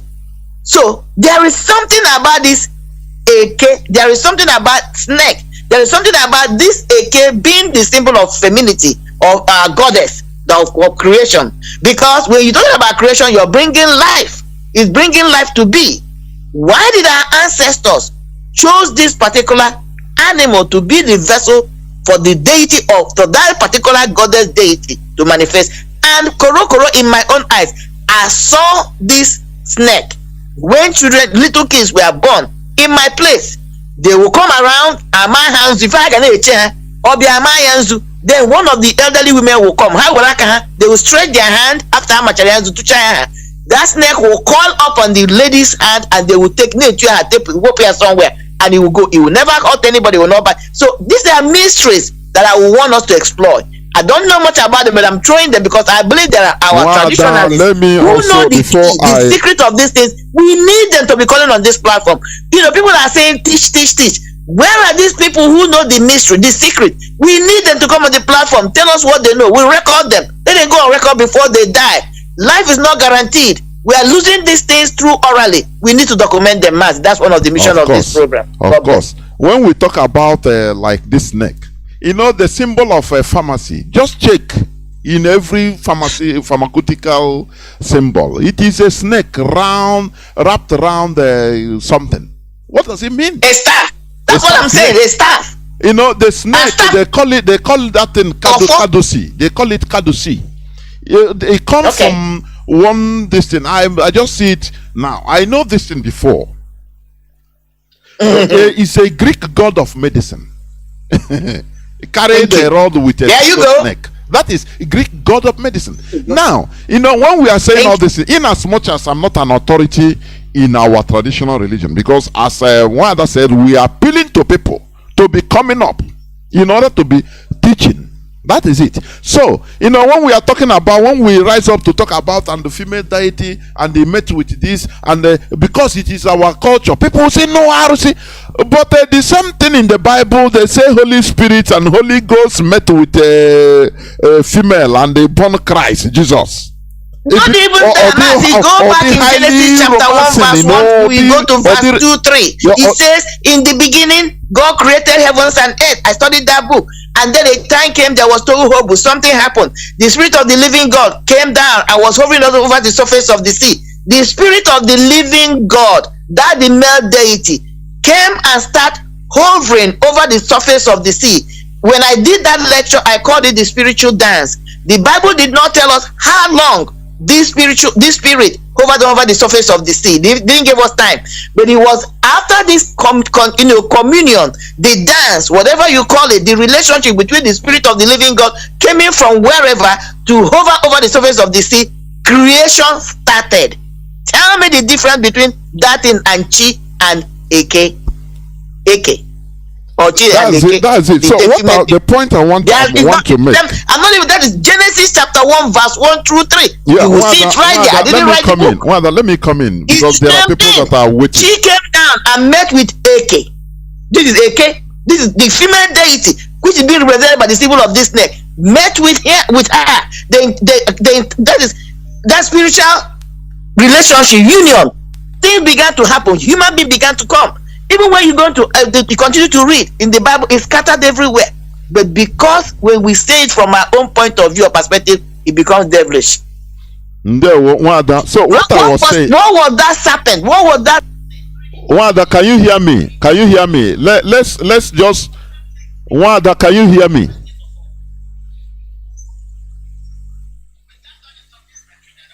Of course, I have people that are waiting. I have people that are waiting on the calls. So, when we are saying all these details, because it is we call it's our culture, it's our belief system, or part of our belief system. As far as it is our culture, people will start demonizing it. But when they read it, they read things, and no details.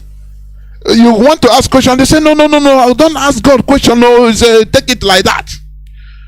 It becomes highly romantic, and your emotion come and it's good. But when we are talking our own, according to our understanding, with things we are seeing, you say no, this is idol. Who is fooling who?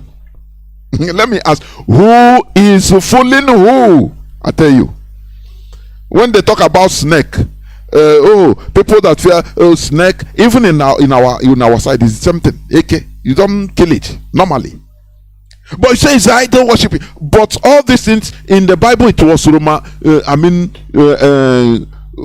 how do you call it? It was put into a glamour. You understand? And the snake was the wisest of all serpents, of all creatures.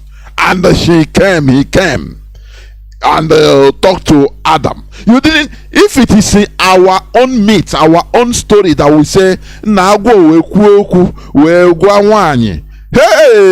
Nnamdi, this is your culture.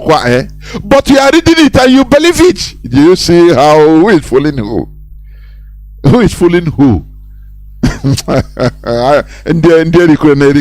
Honestly, without our eyes being open. But I saw what you just invoked. He said the symbol of the World Health Organization uses is called the rod of Asclepius. And then Asclepius was the son of Apollo and nymph Coronia. That this is a deity. You see what I'm saying? No, as you are reading it, because it's a white man. On Google to look at it right now as you said it. So it makes sense. Let's continue to the callers, Mazi. This is deep. Very deep. As we are reading it on computer, reading it on Wikipedia, it's highly romantic. Hey, even if we don't even understand anything, we can ask question. It's highly romantic, and the snake coiled on the day is a god of this, is a Roman god of, and we are using it today. It is good. But when it comes to our, we start saying no, Ebuneke in our land, Kenjaba, no, you don't kill it. No, Ebuneke, hey, no, I don't worship it. Who is fooling who? I can't honestly. Caller on, who is here first? Is it caller on WhatsApp? Caller on WhatsApp, you are here first, please. Caller on Mazi Johnathan, please hold on, I'll come to you. Caller on WhatsApp, please, welcome to the program. Thank you for holding for 22 minutes. It's not easy. Go on, please. Yeah, Mazi Johnathan, good evening. Good evening, Biafrans, the lovers of freedom. I thank you, Mazi Johnathan, for this every Saturday topic. I'm a victim of this a stupid Christianity they brought to us. Mazi, please don't insult. I don't want that. Enough. Please make your point. We don't insult people's sentiments. We win our argument through conviction, please, not by insult. There we'll go on, please. So I was in one church then. My pastor there. One day he brought somebody. He said there is a tree. The person said there is a tree that is in our house. They call it Oji. That is where they cage our destiny. That is why they cage my destiny, not to get money or not to be rich. But I see it now. I start understanding that this is a lie, a typical lie. So I thank you people for this work. We should continue hammering on it. But Mazi Johnathan, I'm calling here, but I'm not being genuine. Let me make it public. Because I'm calling on this platform. I'm not being. When you judge yourself, yes, according to the book, it says judge yourself so that you not be judged. What do you mean by not being judged, please? Yes, just listen to what I want to say. Ipob Chike, they are very, very strong people. I meet so many people. I want to be a member. I want to be becoming a kind of burden to me. You understand? So I want to be a member of IPOB. I'll call you so many. One time like that, I told you something like this. But the people that I meet, nobody want to tell me. You understand? I don't know if after this program. That is the reason. You understand? So please, Mazi Johnathan, I don't program so that I will be a genuine person. When that time they say when you accept Jesus Christ, you are born again. So let me be born again, because my pastor comes to visit me. I'm a musician. I'm playing music in that church. My pastor come. He want to visit me with some elders. He said, "Why am I not coming to church again?" I say, I find another genuine religion. You understand? He said, "What did I mean?" Okay. He didn't start casting out demons from youth. That day I was listening to Mazi Johnathan program in the afternoon like this when they come. He said, "What did I mean?" When my earphones stay on my ear, I say, "I bring out MP3. I on it. I say, this is my religion now, Biafra. That is my religion." They say, "This IPOB people." Right on. You gonna come in? All hell Biafra. Thank you, Mazi. Well, thank you very much. Yes. It's very funny. Maybe that day the pastor, their regrets. At least, onye na akpọrọ ha ụbụ akwara na-eme people obiọma na you are tight now, they are losing it. What are they going to do? These are the things. It's really, I know it's not easy to win a child. Winning, I mean WEAN. Ekwopo nwatakịrị na aṅụ ara napụ ya ara is not easy. That is what is happening in this generation. People are feeding on deception. You understand? It's around the world, it's like that.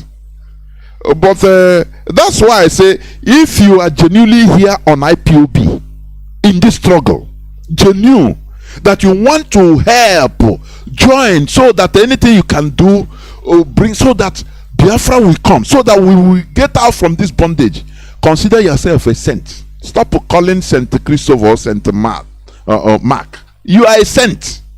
I'm telling you honestly. So it's not easy to be selfless. It's not easy to live deception. Believing on, to stop feeding on deception. It's not easy. It's very hard.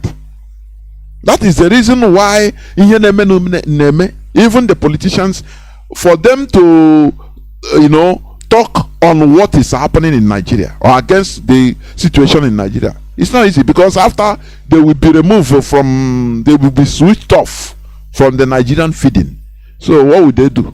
It takes another heart to do what we are doing. Mazi Nnamdi Kanu is an example. Caller on signal. Thank you for holding on. Mazi Pastor Otese, can you hear me? Welcome to the program, please. Oh, hey, Biafra. Oh, must help Biafra. My name is Mazi Otese. I'm coming from France. I'm a native of Abeba, and Abeba is a riverine area and also a hinterland area of Biafra land under the Umuahia province of Biafra land. This evening, my sister, it's been a long time. God bless you so much. And Jonathan, God bless you. Biafrans, I love you so much. Brother. Yeah, you people are breaking the heart and causing too much havoc. But you people continue because you are doing a great thing. First, you people, the topic is about the pagan. I want to say a few words. Number one, a blind man and a dumb man that are getting small information about the strange religion are calling his brother that is keeping the original religion of his ancestral heritage a blind man, forgetting that himself is a blind man. That's one is the number one. Number two, the key that to break our teaching. This is an assignment I want to give, and also please you people help us to pass it across. Let us break the code of insigidity.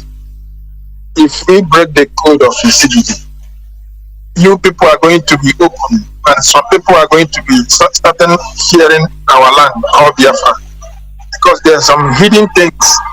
When we break the code of insigidity and you know the ABCD of insigidity, I tell you, some people will run away not to come into Biafra land, because their eyes going to be see some of the mystery that is going on in our land, that are happening in our land concerning our culture. And the third one is, I have a gift from my childhood. God gave me a gift that if I enter a bush, I will start knowing every tree or every grasses, knowing their healing. And when I was at home, I used to go inside the bush and take some leaves, and I will cook it. I will use myself, and I will drink it by myself to know how it reacts to my body. Then when I discovered how it cures something, then I will call all those old men, old women to come and take the medicine. Then until I leave home. When I came to Europe, one day I entered a Catholic church. I discovered that there is some all these these masquerade faces. They use it to decorate in their building. Then a storyteller said that there is one of all this in Abreba. There is the time when those people were came in our land, started stealing some of the decoration of people in our land, and they send it to abroad. They say that there are some of them are here where I'm living, and it's in Versailles. And sometimes some of the hard one, the strong one, will start causing havoc inside where they keep it, and they're trying to come in. Sometimes they will do sometimes, and they will leave it and go and keep it outside where nobody will come and touch it, because of how it causing so havoc. And one funny thing, one certain time last year, the Congolese people discovered that their own abrada who their compound were found in here where I'm living, and they went to the Catholic church where they hide it, and the chief of their village went there and took their abrada. He said they are going to go back to the Congo, and it caused havoc. That even police came. I watch that. This story you are saying, I watch it on the social media. I watch it of the Congolese. They say they are taking their thing.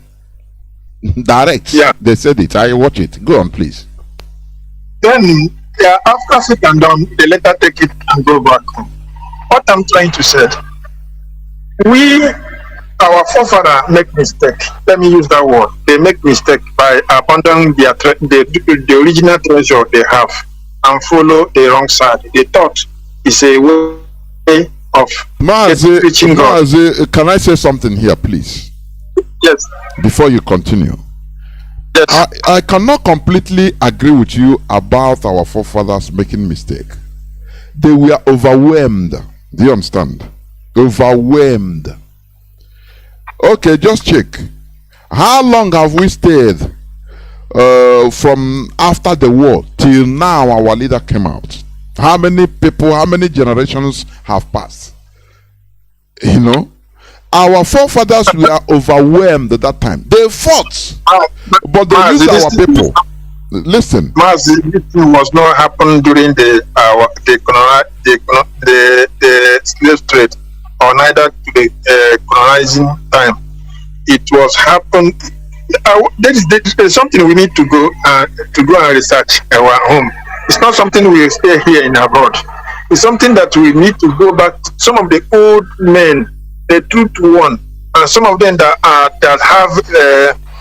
enter into some of our cultural fraternities. They are the one that can able to tell the truth about what is going on in our land. And some of the good Eze and the original Eze, not this one, they do the governorship that make them to become Ezes. When we go back to our land, our culture, then and do research, they will tell you the truth, what caused the things, where that makes things go wrong. That's what I'm trying to say, that they make mistake by accepting some strange something. They thought it's a way of going to God. My brother, you can continue with. There we go. Thank you very much. And the last one I want to say is an example. When you are giving illustration, you say that there are some areas, some our language that go similar. You use a jaw, you use some other irreverent and the other. Let us go. I want to give a different kind of expo now. Go back to a Facebook, then type Abriba General Chat Room. Then you will see, you enter there, you will see our own culture. We will be demonstrating our culture there. You will see all kinds of our culture. Go back to the riverine area like Cross River, Calabar, and check it and see if there is nothing, if there is something different inside there. You will see that everything is the same thing. Then let me come back to home. We say Oterikang, that's our language. This I'm speaking Abriba now.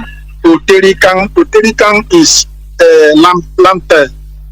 Go to Calabar and ask them what is the meaning of Oterikang. They will say it's Oterikang. Then go back and ask them what is 99. 99 is benzene. Ask them, they will tell you what is the same thing. Then I want to go back to the oldest language of Abreba, which is it's not many people that know this language. When you see somebody, you wanted to tell him shift to me that I want to pass. The person will tell you, but wait there. But wait there. It's not calling. It's not. The meaning is not call a no. The meaning of shift. Let me pass. But wait there. That's the oldest language of Abreba. But some people don't know this meaning. Why? I grown with the old people at home, and I grown with the village. I was one day our spiritual leader used to say, he said, when you live in the village, you will know many things.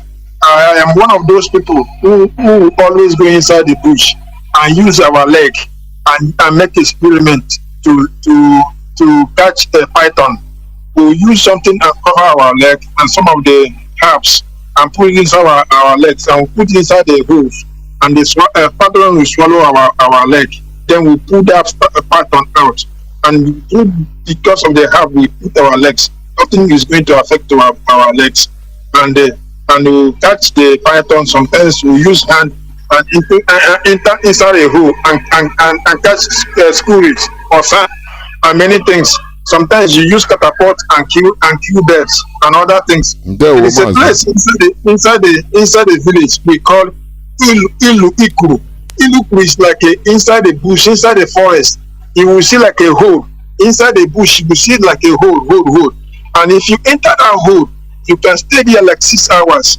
And the bird will come there. You use your hand and catch more than even 50 birds in life. Sometimes you will be inside that forest. Yeah, well, Mazi, please round up. Let me take other calls. Please, we are winding down. I think you have made your point. Yes, as we are talking about the issue of our culture, let us go back to incident and they break the code. And when we break the code, then we can able to get some of the information we want. All hail Biafra. All hail Biafra. Thank you very much. You put it rightly so. We are challenging the intellectuals to come up, start doing something, because let us not be what we are referred to be, what we are being called. They give us education. Our education we take for remembering, trained to remember, not to think. Trained to remember.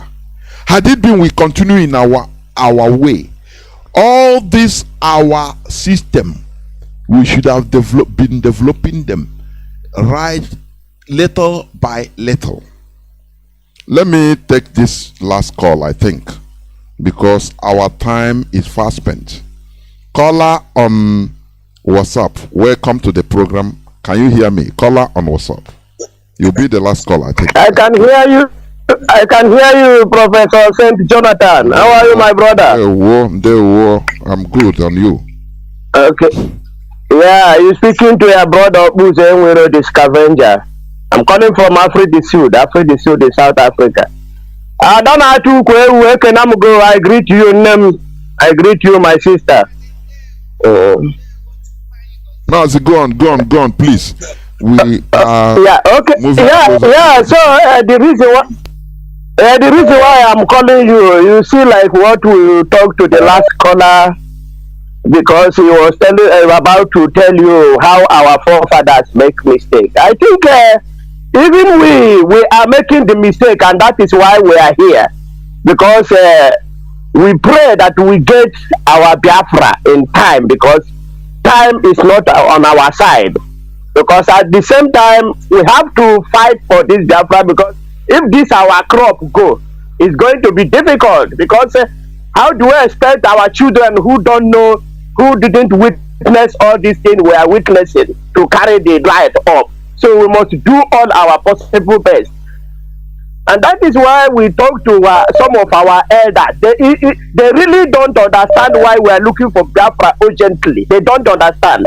They think that we are talking of Biafra so that we can come and rule and run Range Rover, run all these their nice car in the Biafra land. We are talking of Biafra because we want to go back to our roots. Mazi, me that is speaking to you, when I tell you that I'm Opuzo Enwiro, the scavenger, Opuzo is my real name. And the reason why I'm answering that Opuzo is name from my father, all the way from my forefathers. In my family, as I'm speaking to you now, we are goldsmith. My father is a real goldsmith. Even this gun we are talking of, he made the gun by himself. Even all this mponana, he make it by himself.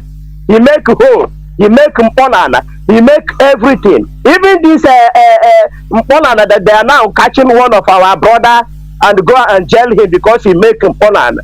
We have the seed.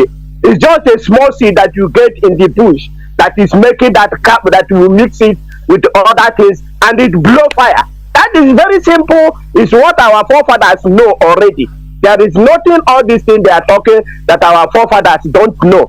It's only that we ourselves will focus on money. That is where our problem started. Of continuity. We left the old path and started now. We left them. We even started categorizing them. You know, one of my brother that got money, the first thing he did when my father died, the first thing he did is that he removed all those places where our father, because I grown up what is called echo. We used to blow it. There is a way our father make it, we blow it, and the fire will be coming. The smith, he make hole, he make axe, he make everything live, everything. But the first thing our brother did, who got money, was to remove all this area and turn it another thing. That is it. That is it. How do you blame him now? Because he get old, and that he have nothing to say. He have nothing to say. Our senior brother did all those things, and that is why we are talking that we must not blame them. We even blame ourselves because we focus on money. We thought that when you have car, you have money. When you build a house, you have money. Without going back to our roots. That is the system we found ourselves, Nigeria, whereby they sentence us into perpetual individual pursuits of money to the detriment of our collectivity. That is it. Simple. Yeah. Go on, Mazi, so please. That's what I'm talking about. It is good that the people must understand us, that why we want to go back, why we are talking of Biafra is deeper than what they think. We are not talking of money. We are not talking about to rule. They can stay around and rule, but we want to guide them and tell them we want to get Biafra first. We are not talking of rule. We don't need to rule, so that we can go back to our culture and do our things. There is nothing you can say you can't find in Biafra land. We have so many. If you are talking of power, we have a leaf that can make somebody to miss road. We have a leaf that you can put on their body. Even this gun we are talking cannot. It might touch you, but it will have all that effect. We have all those roots. We have snake, different types of snake that you can use for medicine. There is a medicine you can eat. There are type of snake you can use. Other snake won't bite you. There are so many things in the land, and we that still remain need to. What we are praying is to get Biafra, so that we go back, because we cannot impart that knowledge while we are still here scavenging. That is the problem. Our brothers and elders must not think that we are against them. They must not think we are not against them. But what we see is, because what we are seeing is very wrong, and they are not helping the matter, because they are making it to be much longer for us, much longer and difficult for us. Because when you come to ask them, they started only Nnamdi Kanu knows the root of this. Only Nnamdi Kanu that we follow, and this Biafra work. Any other people are talking of a way to do it. I'm telling you the truth. They not show them the spiritual eyes. Thank you for taking my call. Thank you for taking my call. God bless you. Biafrans, I love you. I IPOB members, you are my blood. Well, thank you. Remain blessed. You know, what we are doing here, we want to put our people into soul searching, please, in order to sharpen our mindset to go back to the land, because Ayaba here goes on, honestly. Ayaba here goes on. I have a caller on signal. Caller on signal. Can you hear me? Welcome to the program. Mazi, please make it as brief. 3 minutes, please. Okay, thank you very much, Mazi. Good evening from there. Thank you. My name is Emmy Chris. I'm calling from Italy. Let me start from what my sister said. My sister, good evening from here. Thank you very much for your program. Now, what I missed out from what she said about documentation, I think that idea is very, very important. Why I see it very, very important, not only telling us history or whatever, there's a lot of things we have lost as a people in Igbo land. He talked of from Oloxitira zone, he talked about the care and all that, but let me leave that because of time. What I'm talking about, the documentation, in 1992 or 94, I was sick. I have an appetite. So I sick for over almost 6 months. I was almost dead. But I went to village, and they called a nurse. She put drip with a lot of medicine in my body. Of course, I'm been getting small, a little bit better, not so sick like as usual, but my eyes was very, very yellow, very, very yellow. So So one of my uncle came to my house, and he came to our house and asked my mother, "Where is your son?" He said, "My son is lying on bed. He's sick." He said, "What's wrong with him?" He said, "He has a banyocha." Sir, which kind of ego? He came to see me. He saw my eye. He said, "Which kind of rubbish is this?" He said, "He called, tell my mother, please come tomorrow. Bring plastic bottle. Come tomorrow. I'll give medicine." My mother doesn't even waste time. The next day, my mother went there. She cut some roots. A lot of them. They said, put palm wine inside it. The next day, start drinking them. 1 cup in the morning, one full glass cup in the morning, 1 in the evening. My brother, as I've been taking this medicine, I'm urinating pure yellow, good yellow, a lot of things. Within 2 weeks, everything has been clear, and I never sick again. But you know the funniest thing? I said that this medicine, I must know the root. I must get it. I will pay this man any amount and I document it because it's very important. Unfortunately, before I prepare to go home, the man is late. And today I don't think there's anybody. It's a Jehovah person. He go to a Jehovah due to the repentance, all this preaching gospel and a lot of things. But yet he do those medicines. But he go to this Jehovah, Jehovah Witness. So now, if nobody knows about this medicine, we have lost that. This is our heritage. Our fathers are more scientific to find out things we need. And my brother, there's a medicine called this Mpuranyokapa. When I was small, this is very sophisticated medicine. As I speak now, my mother is late. She died at the age of 84 years. She never lose 1 teeth from her mouth. If you have toothache, as I speak now, I'll know the root I will get. I give you, eat it. Every germ in your teeth must disappear. You can't sick again. But these are the things we have lost, but our forefathers have all these things documented. They don't document them. So if we begin now to document a lot of things, I think it will help us to grow, at least to know, because when we like to buy this medicine packeted inside the tablet, we don't even ask ourselves, from what source does this powder is produced? It might be one of the things we have been using, but we don't value it because it's come from us. This is our problem. And another thing I want to say concerning religion, my brother, I have a minute. So this religion has damaged a lot of things in our life. I was watching one video. I saw one woman praying in Lagos. She said, there is somebody here, he came from Imo State. From Imo State, he has graduated, and the woman in their family said that she will not use the document over her dead body, use the document to work, to get a good job. Somebody said, man, God cannot pray over it. They start all this. At the end, the one guy came out and said, it's the one that he has been graduated since 5 years ago. He can't get a job. Where do you get a job in Nigeria if you don't get recognition? Mazi, how can you be, Mazi, do you see how that is mental manipulation? They manipulate people's brain. How can you be in Nigeria, in a gathering where young men and women up to 100 or more than and you are saying somebody is here graduated? Don't you know that there are many graduates there that have no job? Of course. Well, of course. Please go and round up. And the most thing that they do is that when you go to all these their churches, they first of all give you a paper, write where you came from, your name, and they try to God so that they go and pray and burn the paper. After behind, the father or the bishop or the pastor will go and read it. Before you come to altar, you read a lot of it. So the one that challenges him, he will remind it and say it publicly. It becomes that they are prophesied to you. My dear brother, how can somebody expecting a 1,000 job, maybe a one job, 100, they want to employ 100 people and there are over 10,000 people are seeking for one job.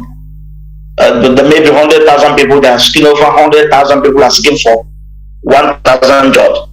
So how can, if you don't know somebody, how can, and the basis of Nigeria, how Nigeria looks. So this is what the religion has caused in our life. It has caused tremendous difficulties in our life, a very severe one that we are suffering to inside the tree today.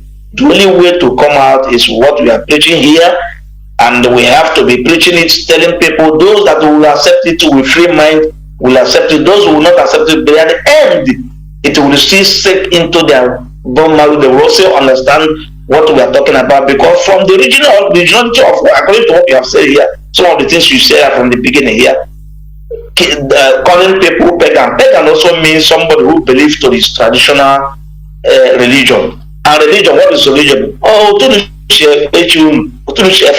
the meaning of pagan. But people see it, when you call you pagan, it means you don't know God. And now, when we call Chi, as you said, Chi is a, all this name we give, everybody gives a title. Because according to their Bible, he said, when they ask what is Moses asking, who will I say? He said, I am that I am. He never say his name. So, but all this we are giving Chi, is a title, but nobody knows his name because he never says his name. That is my understanding. So we give all this title in order to make sure that everybody, but people take a lot of things and take religion and make it forced to be fair, all that thing. And that's second, you don't know where is my brother. Thank you. Let me know what's your time. God bless you. No, it's not wasting time, but taking time. You have said it.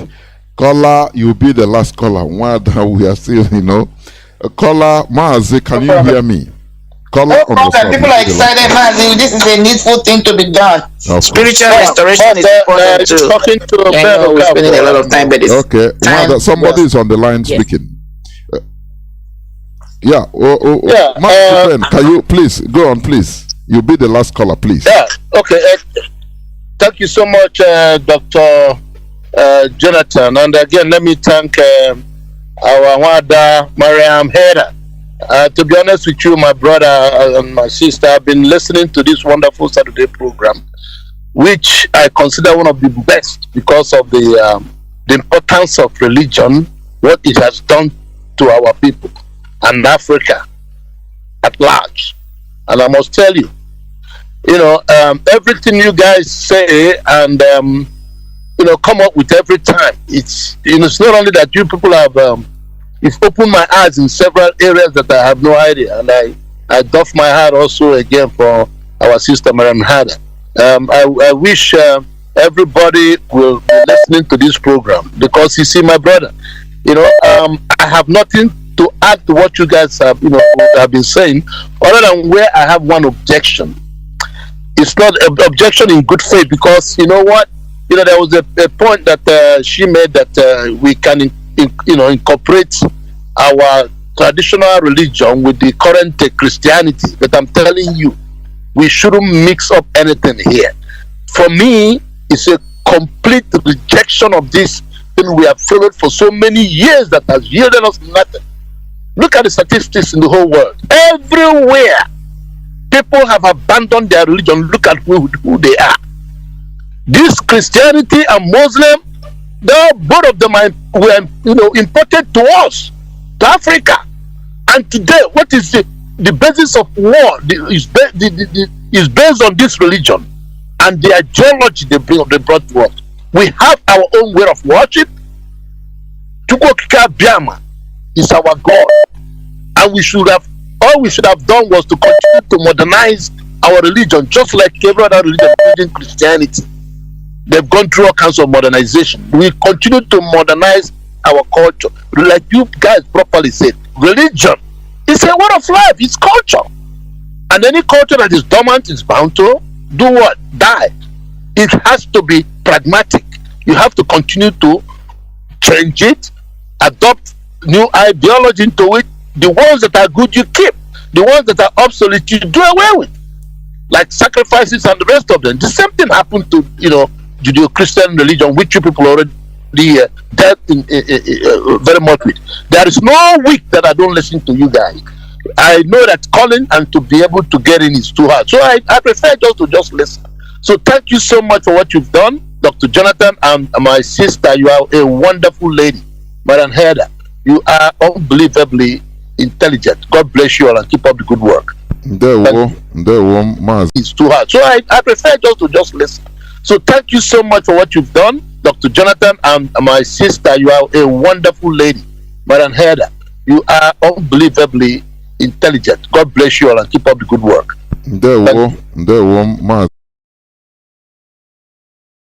It's too hard. So I prefer just listen.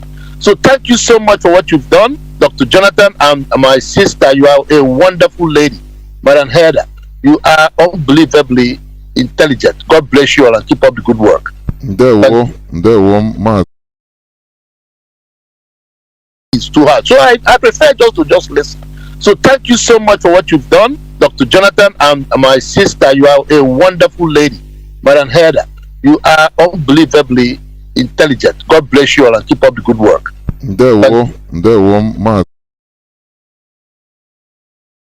It's too hard. So I prefer just listen. So thank you so much for what you've done. Dr. Johnathan and my sister, you are a wonderful lady. Marien Haider, you are unbelievably intelligent. God bless you all and keep up the good work.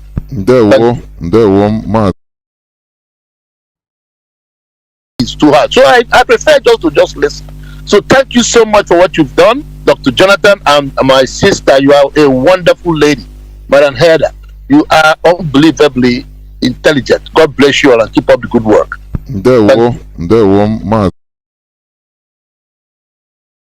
It's too hard. So I prefer just listen. So thank you so much for what you've done. Dr. Johnathan and my sister, you are a wonderful lady. Marien Haider, you are unbelievably intelligent. God bless you all and keep up the good work. It's too hard. So I prefer just listen. So thank you so much for what you've done. Dr. Johnathan and my sister, you are a wonderful lady. Marien Haider, you are unbelievably intelligent. God bless you all and keep up the good work.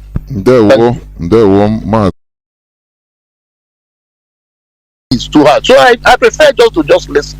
So thank you so much for what you've done. Dr. Johnathan and my sister, you are a wonderful lady. Marien Haider, you are unbelievably intelligent. God bless you all and keep up the good work. It's too hard. So I prefer just listen. So thank you so much for what you've done. Dr. Johnathan and my sister, you are a wonderful lady. Marien Haider, you are unbelievably intelligent. God bless you all and keep up the good work.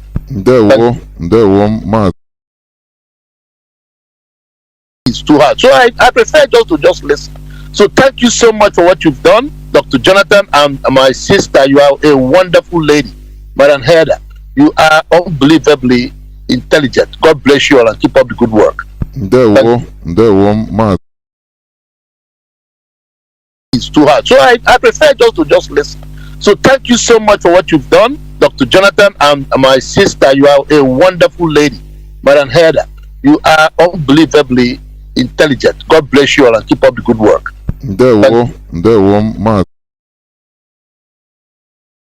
It's too hard. So I prefer just listen. So thank you so much for what you've done. Dr. Johnathan and my sister, you are a wonderful lady. Marien Haider, you are unbelievably intelligent. God bless you all and keep up the good work.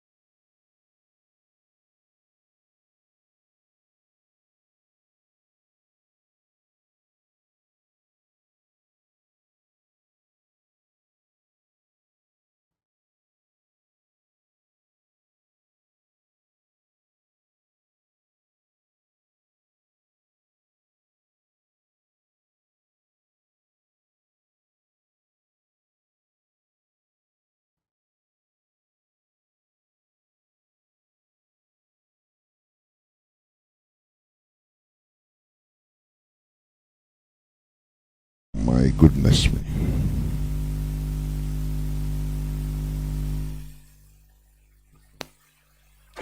Announcement. Here comes a great gathering of the people from the West African region. Ambazonia.